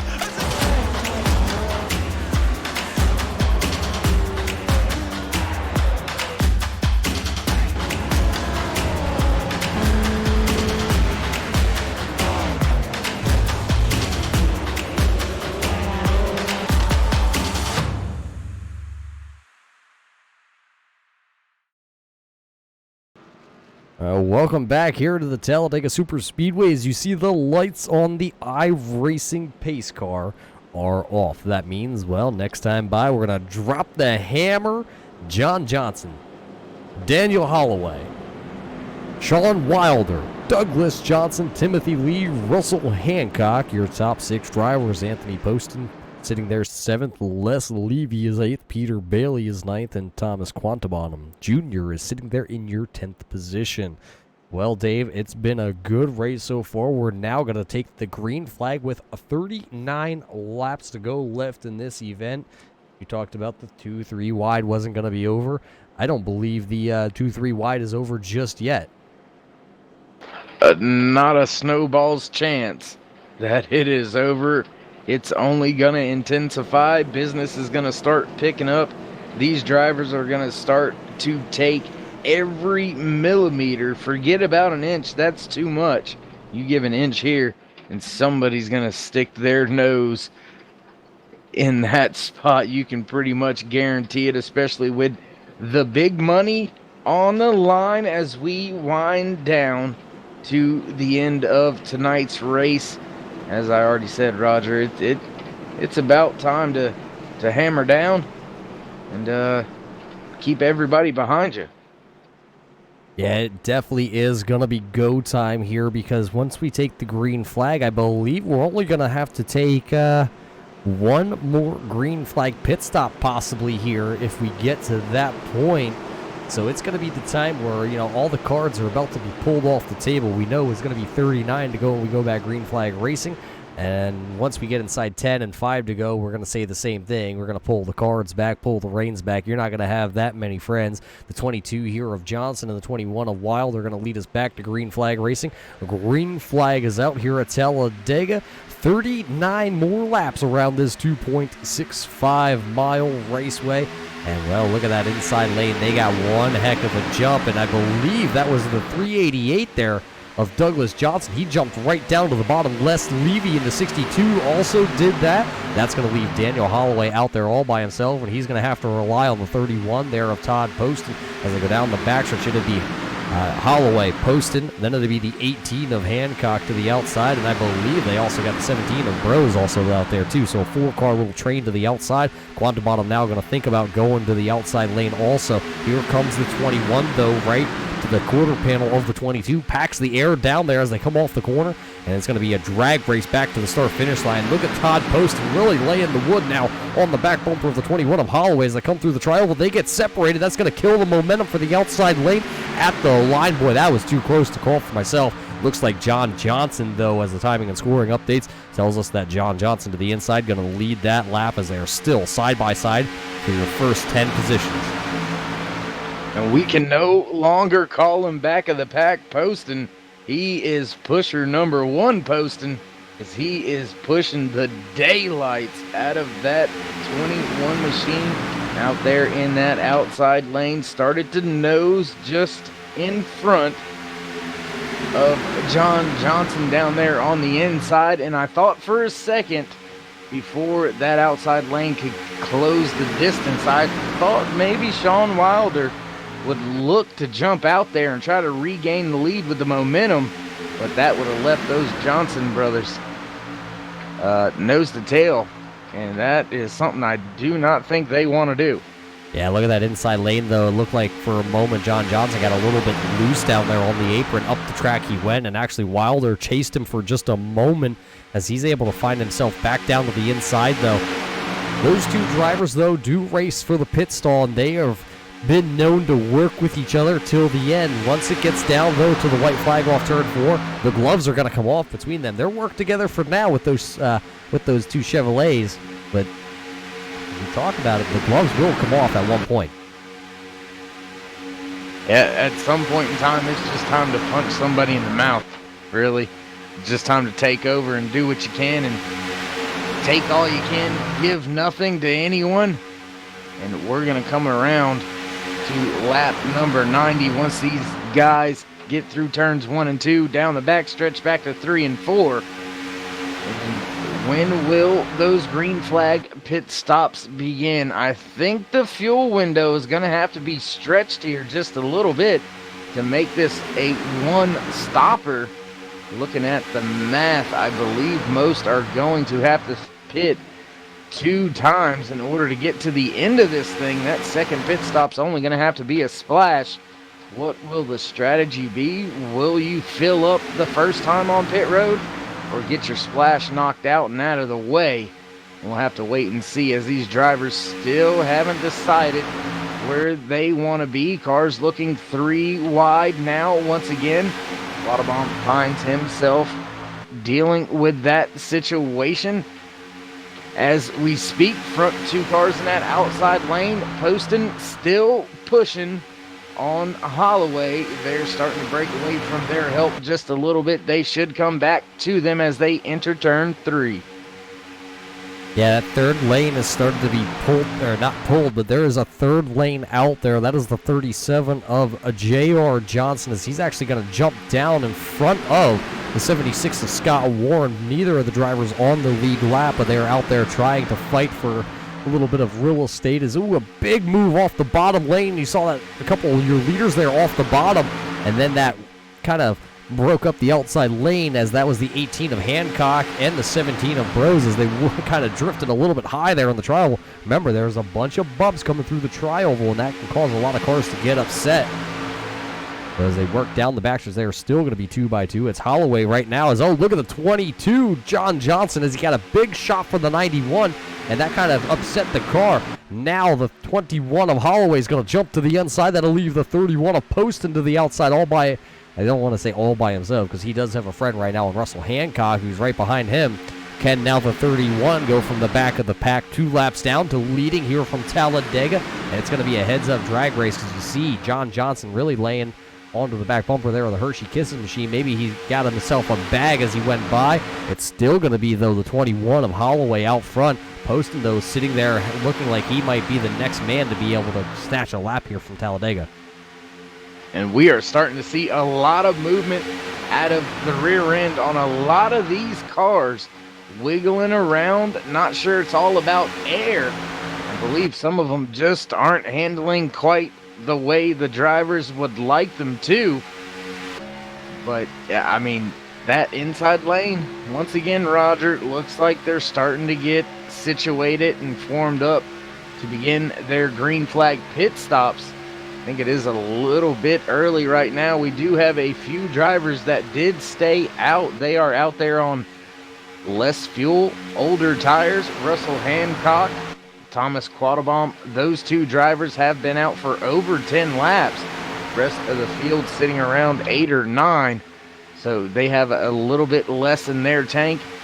Quattlebaum finds himself in that outside lane, so he's going to be looking for an opening here shortly to get down to the bottom. 3 wide maneuver once again back in the back of the pack. I say the back of the pack, but back of the 2 wide action. Those drivers get it sorted out back to 2 wide as we work our way back through 3 and 4.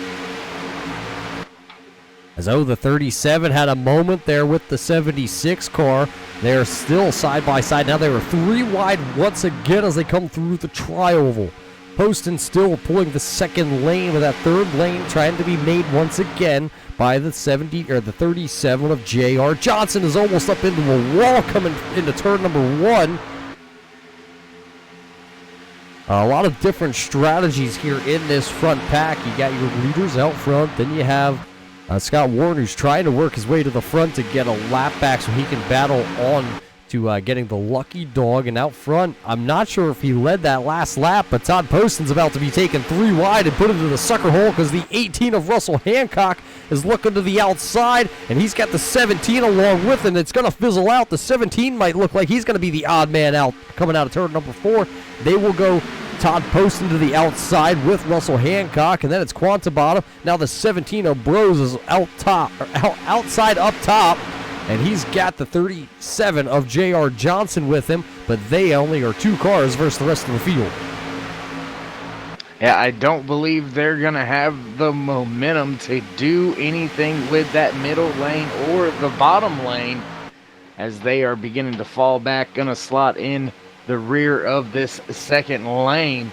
And Poston almost had a big moment. Now he moves to the bottom. He's going to try to take over the race lead, as you said earlier, from 2 laps down to leading the race. Any lead at the line, it looks like he's not going to have any trouble doing that unless that 21 decides to jump outside and try to make a move. So from 2 laps down now to leading the race late in the race, lap 97, Todd Poston to the front. Yeah, Poston gonna show the way here from Talladega. 29 laps to go, and he looks like he has a lot of fellow drivers that are now working the bottom of the raceway. Only, I think, 4 guys outside kind of on their own as they actually separate. Quantabottom was one of them. And I believe the 18 of Russell Hancock, who now goes and finds himself in line. And there goes the 76 of Scott Warren. They were 3 wide with Quantabottom for just a moment. Quantabottom now going to work his way down into the draft. So maybe with guys going single file here as we come down to get 28 laps to go, they are working now. I believe it's actually might be 13 and 14 on their lap stints. And they might be looking to split this final stage in half here. I say in half, but if they come now, they can make it in half and make one more pit stop like you were talking about, Dave. So strategy might be coming into play here at Talladega at the end of this one. Strategy always becomes wild at a super speedway. And I don't know if I'm anybody. Caution is out. Wreck on the backstretch. Multiple vehicles involved. And I couldn't quite see who it was, but there was a hard hit into that outside wall. Yeah, it looks like the number 9 of Michael Coe is involved in here. The 02 of David Overstreet. Peter Bailey's involved. And I believe that is the 45 of Christopher McCullough. Let's throw it back on the replay and see what the camera's going to show us here. Peter Bailey, I believe, is the highest running one as they work down. I believe that was going into the backstretch here. What all happens? Oh, the 37 car gets into it with Christopher McCullough.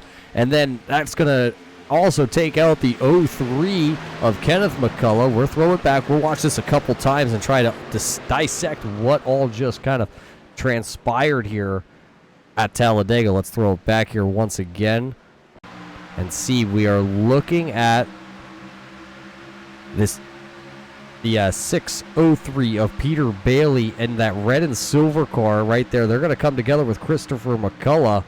And then you see it all unfold. Nowhere to go at 200 miles an hour for David Overstreet as he's the guy that comes down, hits the inside wall then.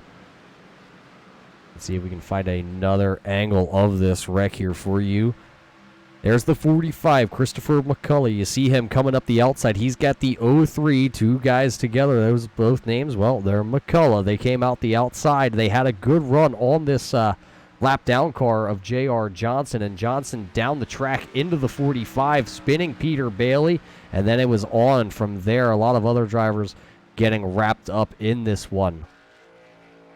So that'll put us under caution with Todd Poston out front. Todd's going to bring the 31 Leukemia car down pit road, and everybody is going to follow suit. They were only a handful of laps from green flag pit stop, so this kind of falls right into their strategy. They'll have to pit here. Now the question, Dave, though, will be, do you put tires on this pit stop under yellow, and then when you come back in under your final, if you make it green flag pit stop, just take fuel only? At this juncture, I'm taking just fuel.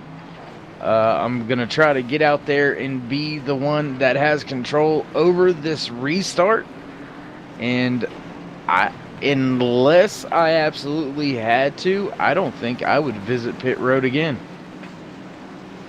Well, with 26 laps to go, unless you're a guru at saving fuel, I believe we're going to have to see these guys down pit road. But Daniel Holloway will lead Todd Poston out of pit road, and he had one blistering stop. It's going to be a gas and go here for the 21 of Daniel Holloway. Anthony Poston also taking fuel only, along with the 45 of Christopher McCullough, but I believe Christopher is going to have to go to the back. He came down pit road when pit road was closed. As you see, everybody starting to work their way around him. So that'd be Michael Coe also joining him at going to the back of the field. So to be Holloway, Wilder, Poston, Douglas Johnson, Hancock, Brose, and then it's going to be Timothy Lee. Then it's going to be Quanta Bottom. And then it'd be John Johnson, your top 10 drivers here at Talladega after that yellow flag.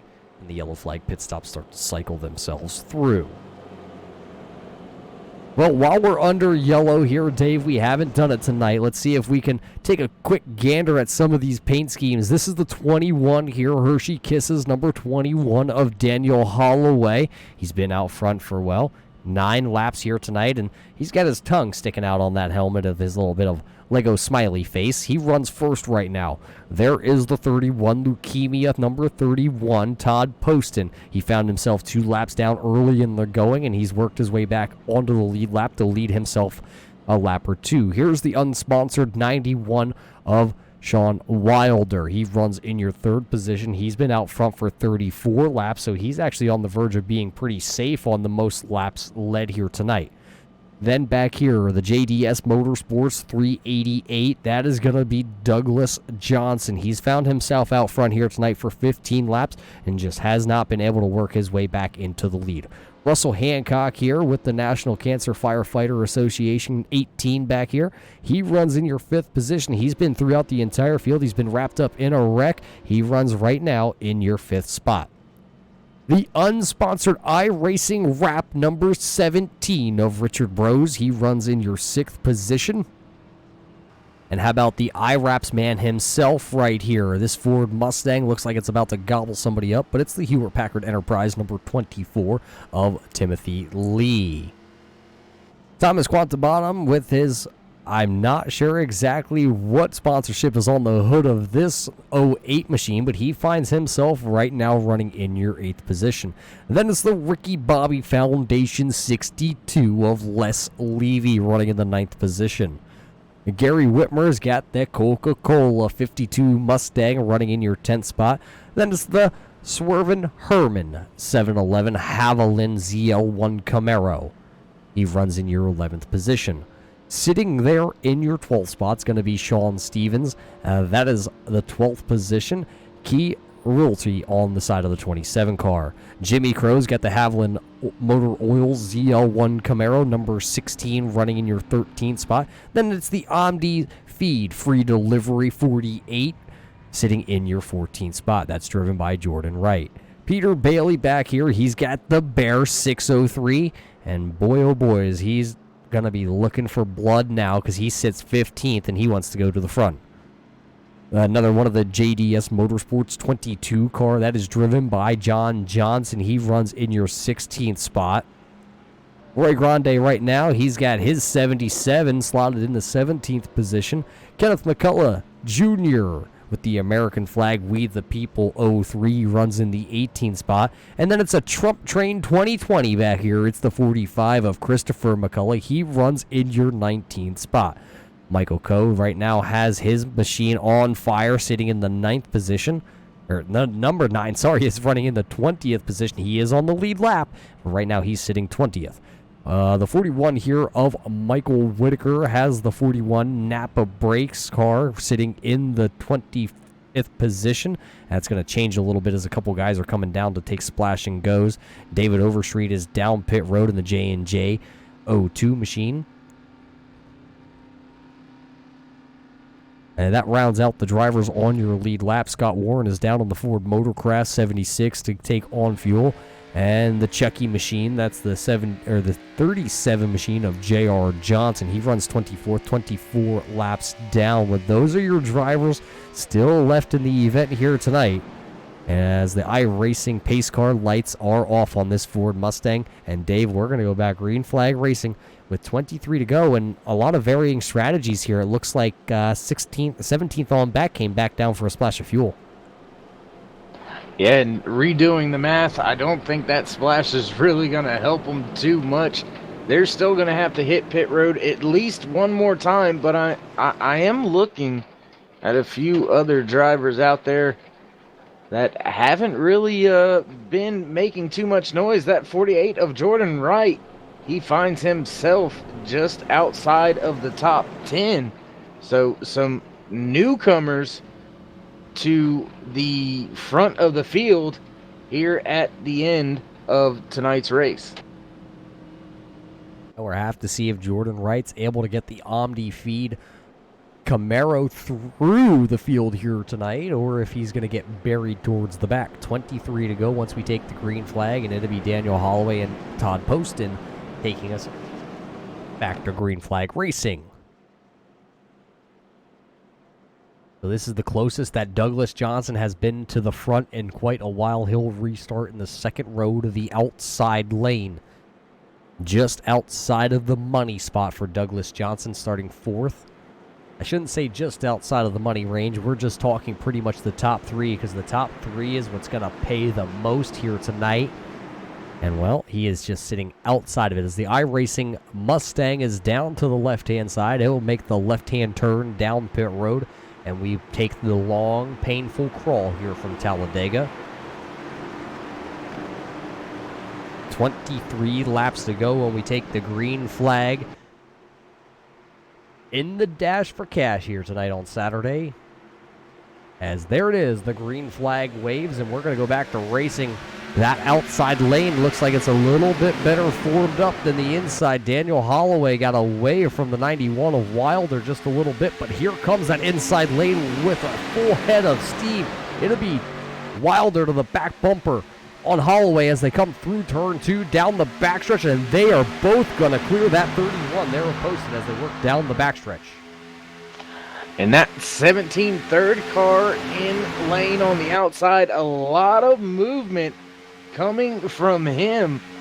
Outside lane was suffering from it for just a second. Big move to the outside by Quattlebaum. Looking to go back to the inside. No, he stays on the outside. Outside lane gives up a little bit of ground, but now starting to gain that momentum as they work through the tri-oval.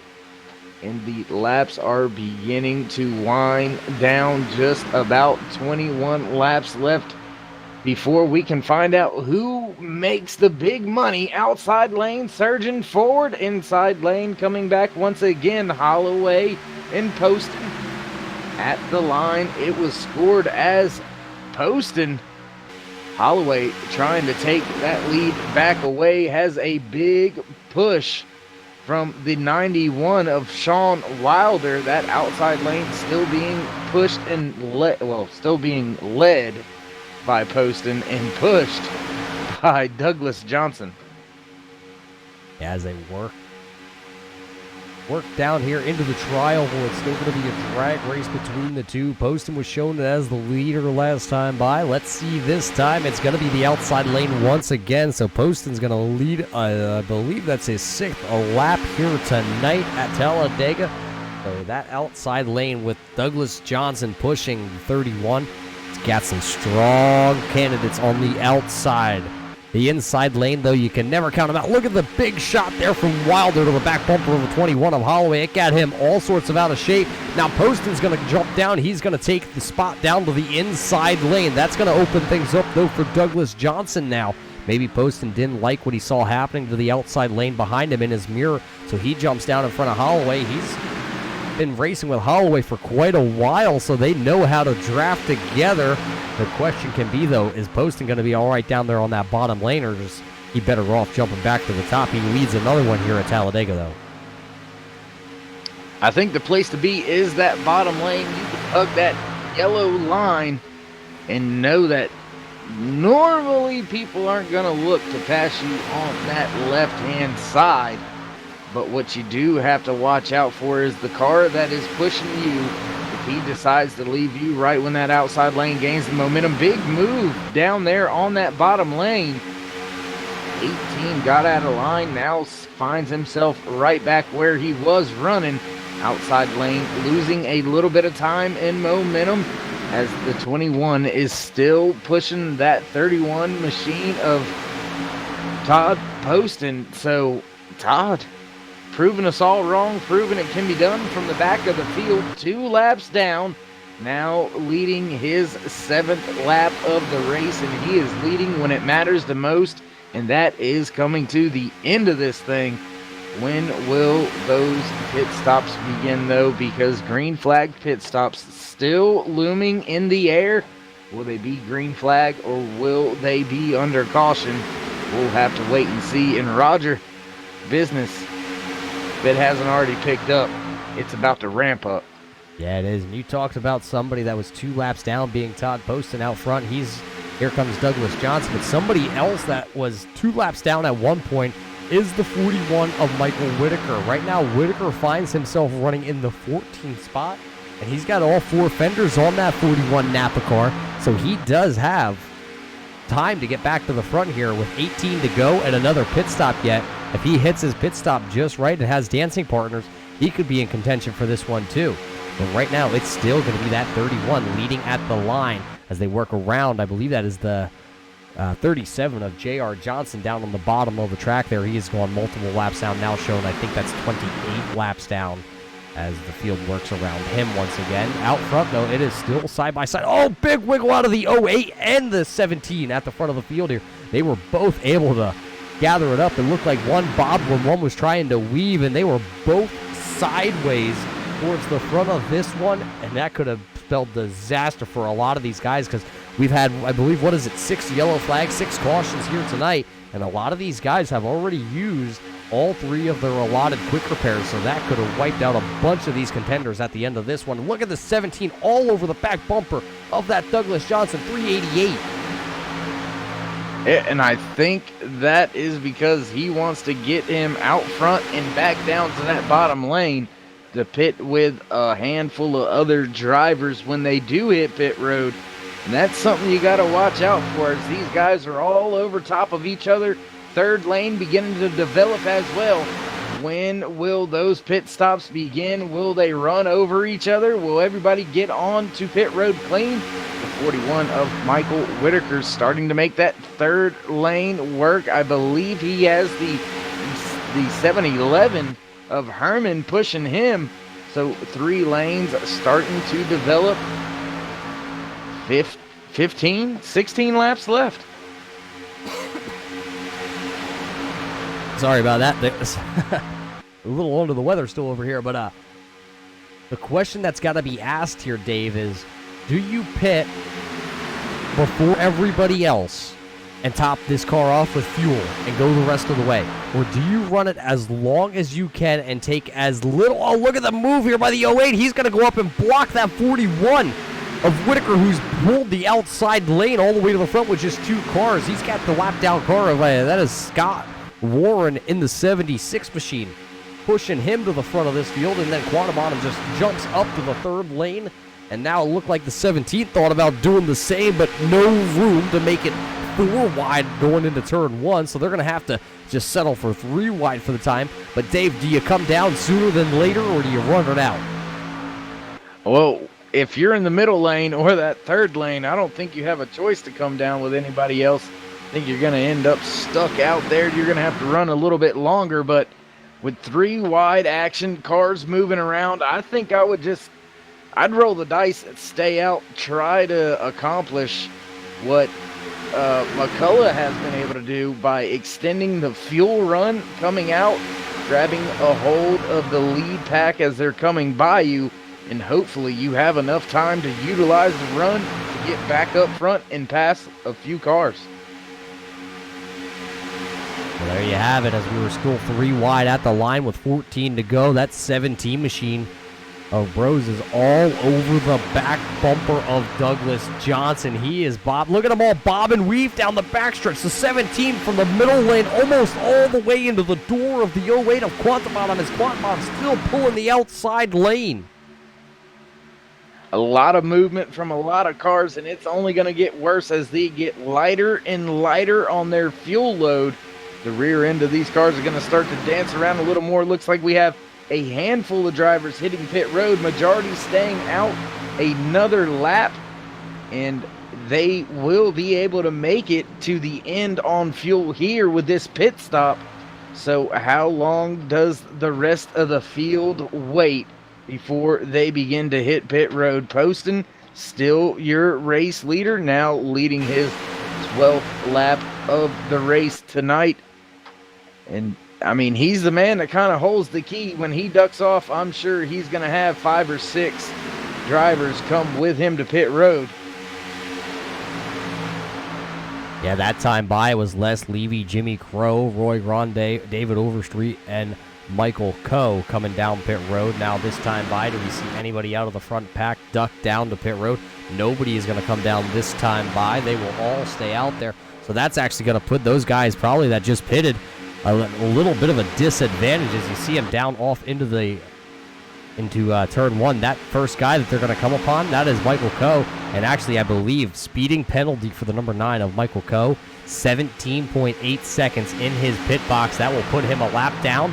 And I'm not sure if I think he might be able to tag the rear of the field. Let's look at the 17 of Richard Bros all over the back bumper still of Douglas Johnson out of turn number 2. For a moment, it looked like he was going to go make it a third lane and go right around the 388.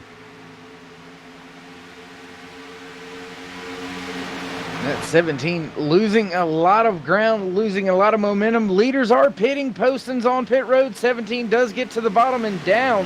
Will we have any more speeding penalties? Looks like everybody's getting it woed up. Couple of close calls there. We'll have to wait and see. Make sure nobody got flagged. Out there still on track, though, is the 52 of Gary Whitmire. He finds himself in first. Second is Christopher McCullough. Now into first is McCullough. And he's been known to stay out there a little longer than the rest of the field. So will this strategy pay off for him once again, as we are working about 11 laps to go here for tonight's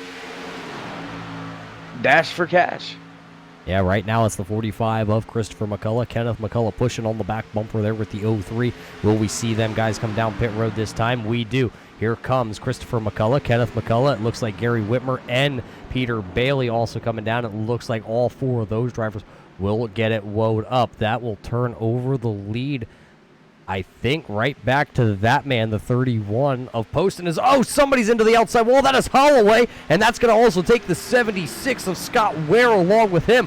2 drivers coming out of pit road there, getting wrapped up into each other. No caution has been thrown. The 76, though, going right back out onto the track, and he is very slow. Not sure.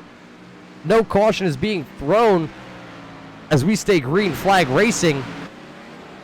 As now out front, you find yourselves with 2 drivers who were 2 laps down at one point. The 31 of Poston and the 41 of Whitaker. Right along with them, that's going to be Wilder as you see them going around.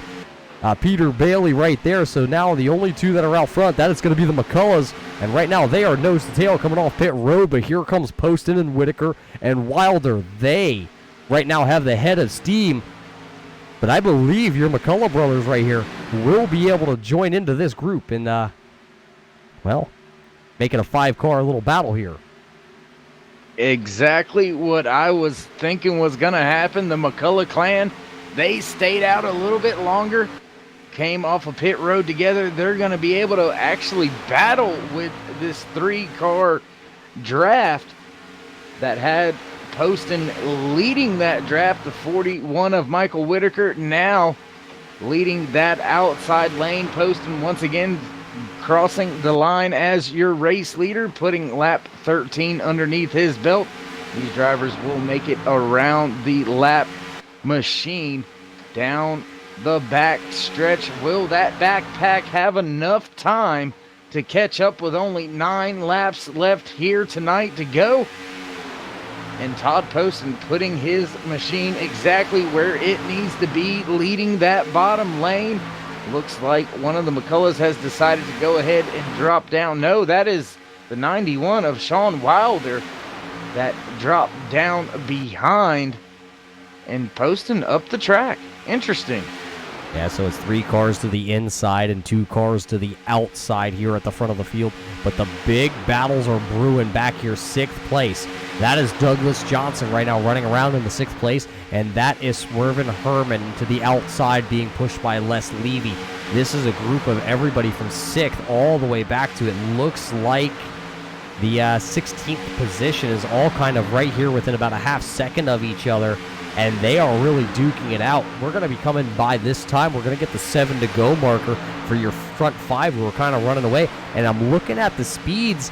Your leaders, your front 5 cars, I believe are running right around the same mile per hour as this big group of cars.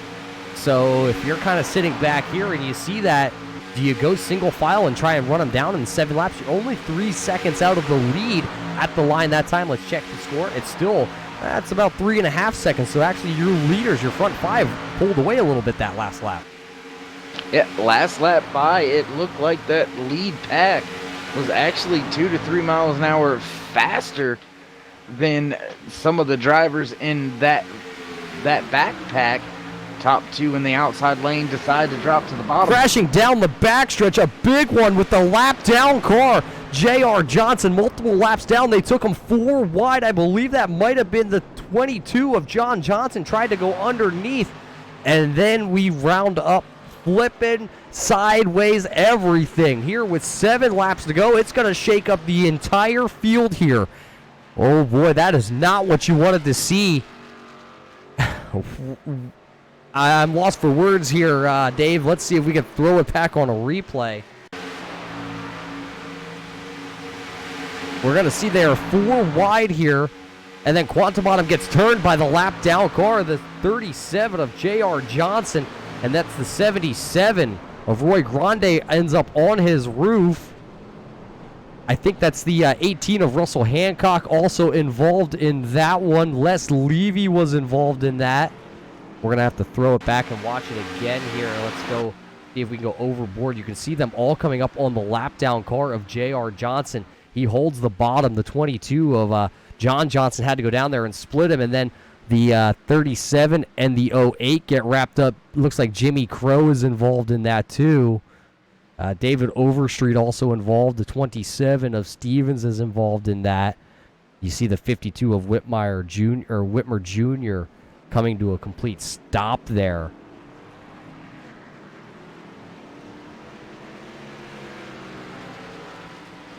And so, I mean, there's a lot of cars wrapped up in this. We're throwing it back one more time and let you watch that. 37 being overtaken by your lead pack here.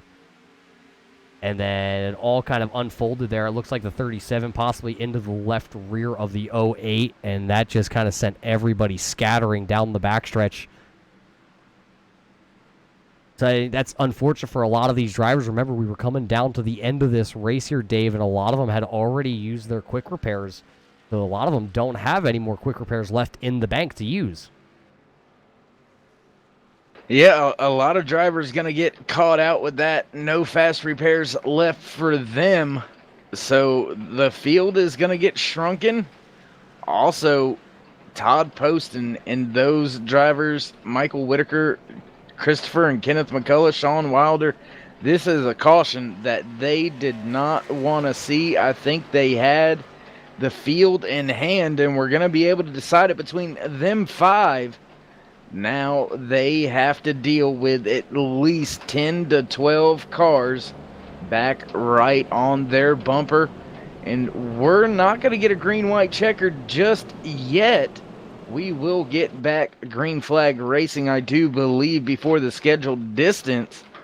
but will we end up seeing a green-white checkered? Because this is where you lay it all out on the line, and you can't be too reserved because you just might not get that green-white checkered.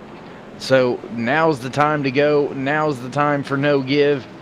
And I tell you what, KR, I know 300 might not be that much to some people, but to some, it's a lot, and it's enough to move someone out of the way for the win. Yeah, right now it looks like we have 4 drivers out of the event here. The 17 of Richard Bros is out of the event. J.R. Johnson is also out of the event. Joe Sanders and Logan Helton, they are your drivers that are going to finish 23rd, 24th, 25th, and 26th here tonight.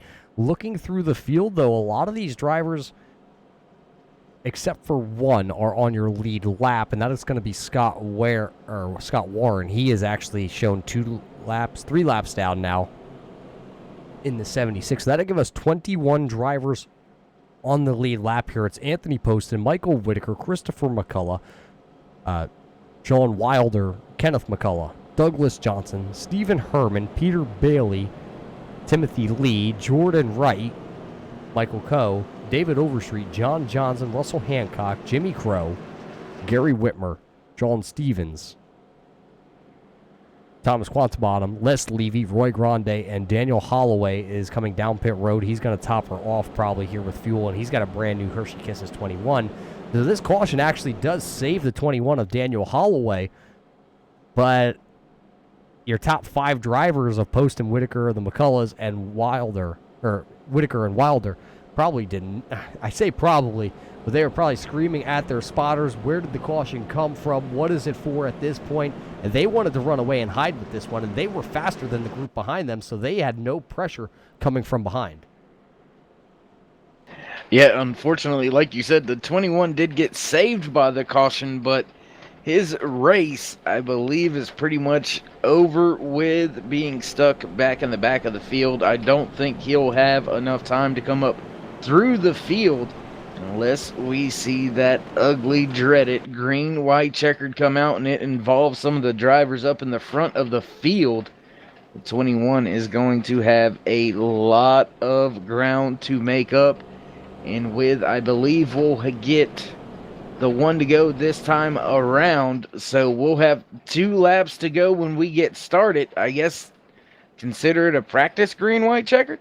I guess you can, but you talk about the 21 of Daniel Holloway. He's got Hershey Kisses on the side of that car.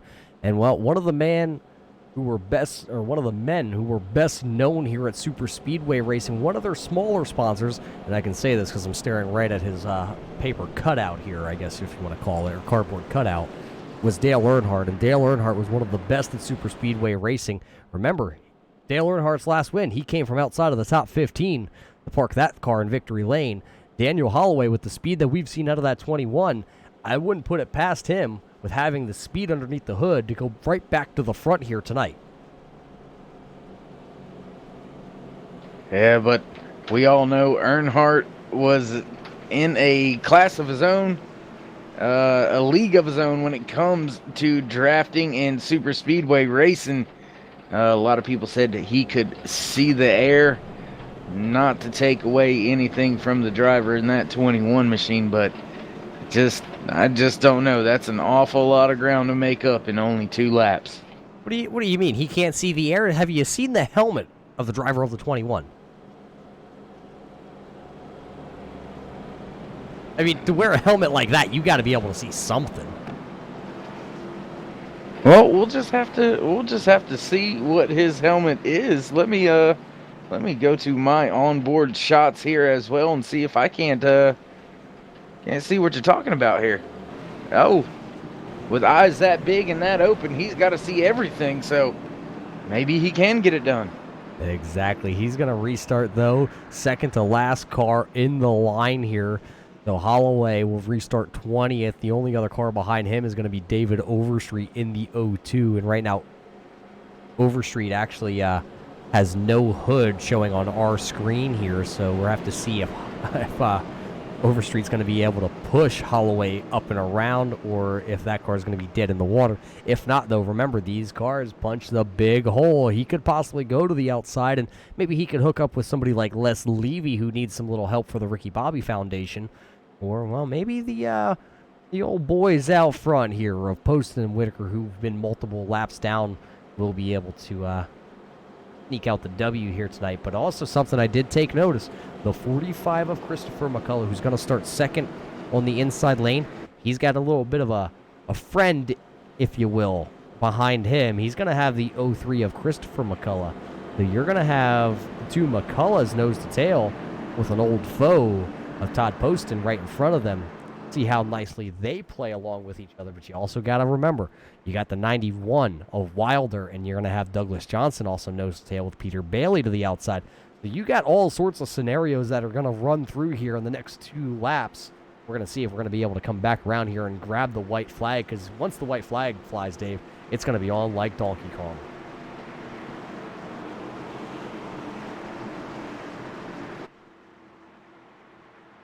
iRacing pace car about to duck off to the inside here. Lights are out. It is off the racing surface.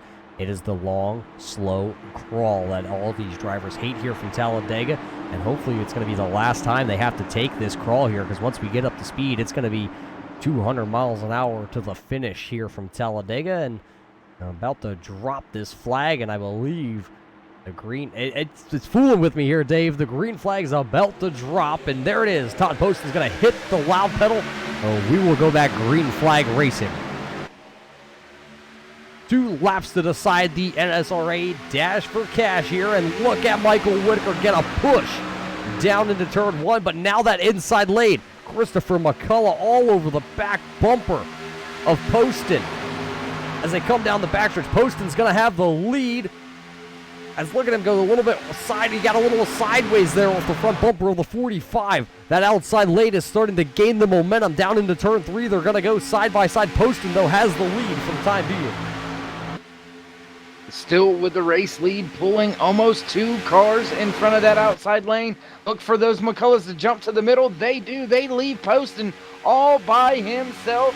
Help from the 7-Eleven is pretty far away now. Oh, wrecking just behind them.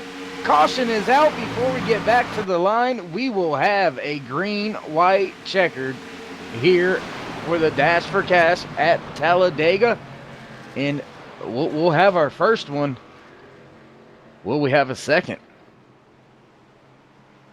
Sean Stevens going around in the 27 here, collecting the 22 of John Johnson, and I believe that is Russell Hancock. So let's throw it back here and see if we can find this replay, as they were just mere, I'm going to say, yards from the finish line here tonight. There you see the 18 up the track. Let's see what happens. Oh, it happened actually a little bit in front of them. So we're actually just throw that real quick right back into the replay there. I'm not sure why it gave us the wrong gentleman. Here we go. Let's watch the 22. It happened, I believe, Peter Bailey also wrapped up in this one. As they come off turn 4, they are working down in towards the tri-oval. They are 3 wide. It looks like the 9 comes up just a little bit into Peter Bailey. Bailey goes up the track to 22 of Johnson, and then the 18 of Hancock nowhere to go at all. 27 of Stevens also wrapped up in this one. We'll throw it back, and we're actually going to give you the onboard gyro cam here with the 18 of Russell Hancock. So you're on board with Russell Hancock as he comes off turn 3.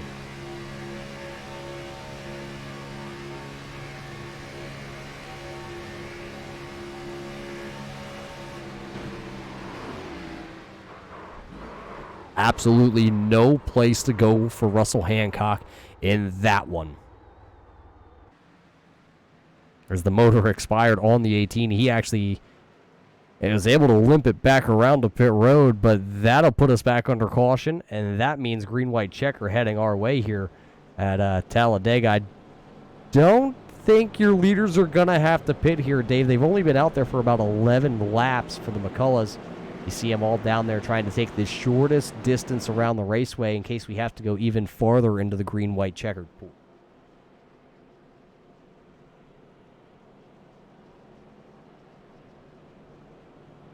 But as we're here riding around under yellow from Talladega, we're going to step away for hopefully the final time here. We're going to catch our breath with the old whistle and then come back here for the NSRA Dash for Cash. And it's going to be a dash for sure here from Talladega to see who can pull this one out here.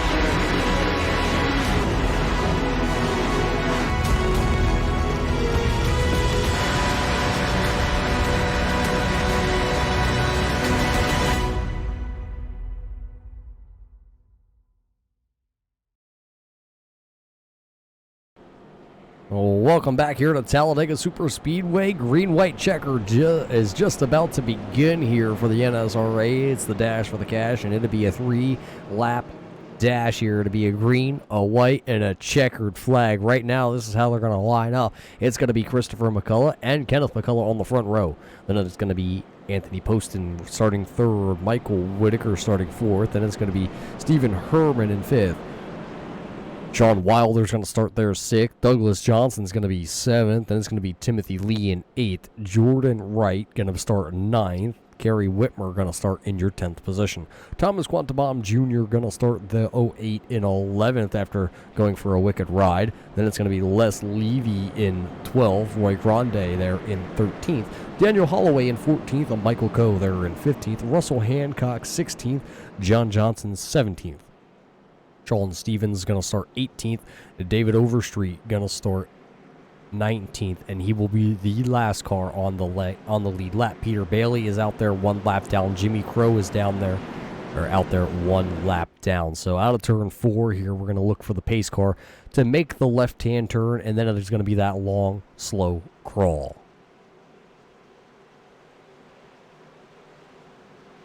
So it's not over with. It's not done. The fat lady has not sang. The question's going to be, though, the McCullough brothers, who were able to work together so good to get to the front of the field here, are not going to be nose to tail like they were last time. They are going to be side by side. So the action's going to intensify here in just a moment. It'll be the Trump train to the inside and we the people on the outside. There's the green flag. First green-white checker is in an attempt here. The 03 didn't look like he got a good start. That is Kenneth McCullough to the outside, and here comes Michael Whitaker. He's going to go 3 wide. The question is going to be, where is Herman going to go? Because he's going to be the next one. Oh, look at Poston. Poston puts a move on the 45 on McCullough coming out of turn number 2, so they will be side-by-side battling there, 3 wide behind him.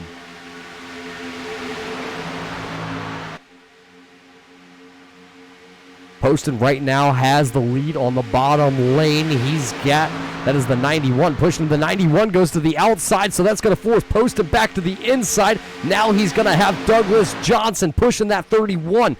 Can they make it back here to the start-finish line to take the white flag here at Talladega? It's coming through the trial right now. It's going to be Poston to the inside, and it's going to be Wilder to the outside. Wilder noses ahead at the start-finish line. We're going to get the white flag. The gloves are about to come off. Wilder going to come down. McCullough going to bang fenders with the 31 of Poston as they come through turns 1.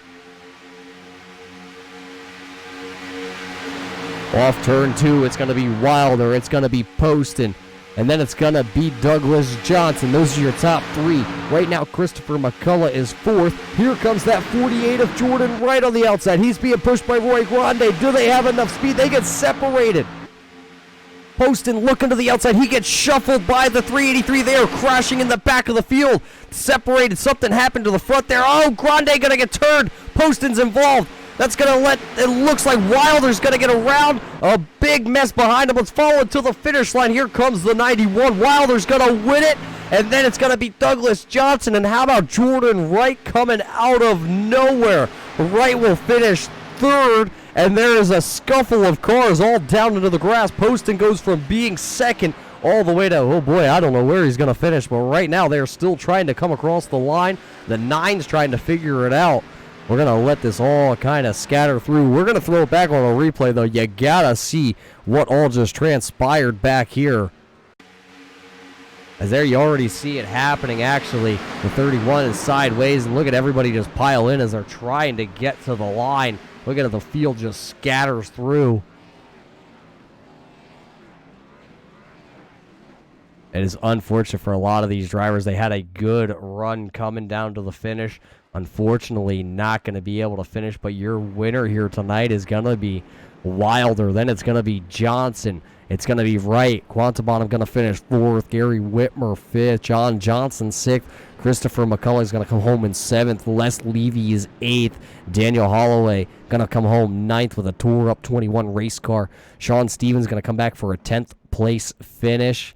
Boy, oh boy, what a crazy race we just saw here from Talladega.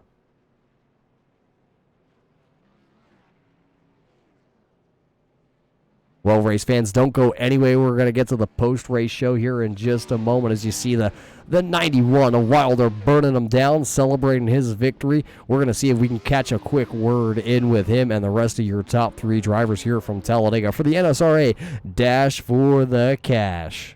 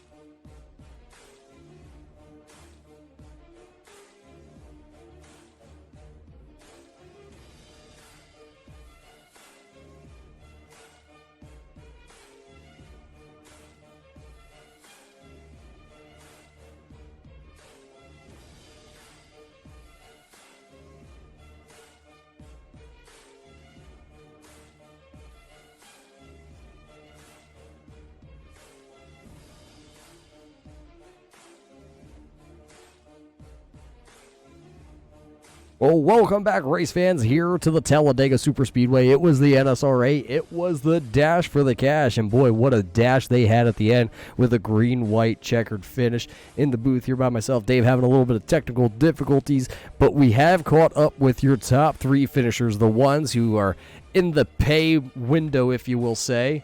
Right now, we have caught up with that 91 of Wilder. Wilder, it was a wild race out there tonight. You led the most laps, and you found yourself in a position at the end here for the win, and you are, my friend, $300 richer here tonight. Oh, yeah, man, what an awesome race, Roger. I tell you what, this NSRA crew, they put on one hell of a race. So, yep, very, very happy. I was running my father's paint scheme tonight that we run on our drag car. We got a 69 Cuda that we drag race, so running that in honor of him, hoping to put it in victory lane, and boy, it worked out. So super excited, not to mention $300 richer. Well, we hope that paint scheme is red, gray, and black with no sponsors, because that's what we pulled off the Trading Paints platform. We hope that didn't mess up for you, but you are. Richard, tell us about the events that kind of unfolded there on that green-white checkered. Well, I kind of figured that Todd and Whitaker would hook up, so I knew I had my teammate Doug behind me, and you just got to stay in it. And I pushed Todd out towards the front there, hoping for a hole to open up, and then once I got by him, it was just a matter of staying down there and protecting that yellow. Yeah, and you did exactly what you had to do. A little bit of fenders ruffled on this 91 car, but you come home P1 here tonight. $300, what the heck are you going to spend that on here? Well, I've got a teenage daughter, so I'm sure she'll find something for me to spend it on. Well, you're going to have to buy her something nice here. But hey, congratulations, Sean. You are the winner here for the Dash for Cash. And, well, good payday for yourself. Who do you got to thank for parking this 91 in victory lane here tonight? Yeah, I want to thank JDS Motorsports. I want to thank the pit stall, and I want to thank obviously the NSRA, because they put on a lot of great races for us, and it's a lot of fun. You know, you're running with the top guys, so just want to say thanks for an awesome race, guys, and look forward to the next one. Well, there you heard it from your winner here tonight. Wilder put on one heck of a show. At one point, he was all the way down to the 22nd position, and he battled his way all the way back into a winning position. So congratulations to Sean himself and the whole pit crew team over there. We've also caught up with the driver of the 388. He had a lot of fans pulling for him out there tonight, and that man behind the wheel of that car is going to be Douglas Johnson. Doug, it seemed like at one point you were probably going to be buried in the back of this field, but you stuck with it and you battled through. Yeah, 10-4. I got a lot of help from my teammates too. you can't do it by yourself in this kind of racing. And we all stuck together, and we had a game plan, and we stuck to it. And that's what put me and Sean up there where we needed to be at the end. Yeah, you were right there, right along Sean. It looked like for a moment you might have been going to go with the 31, and then all heck kind of broke loose, and things all changed in the blink of an eye off turn 2 there. But you stuck it out. You did exactly what you needed to, Doug, here tonight. $150 coming your way and that JDS Motorsports crew. How are you going to spend that money? Oh, man, I don't even have no idea. I'll probably end up just blowing it on food or something. Well, a man's got to eat. You got to be hungry, especially after this race.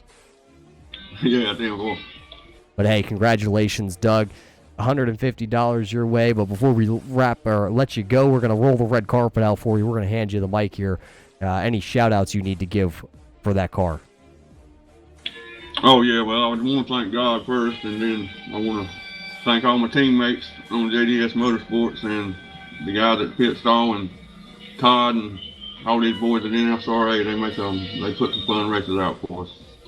That was absolutely a fun race, that is for sure. That was your second place finisher here tonight.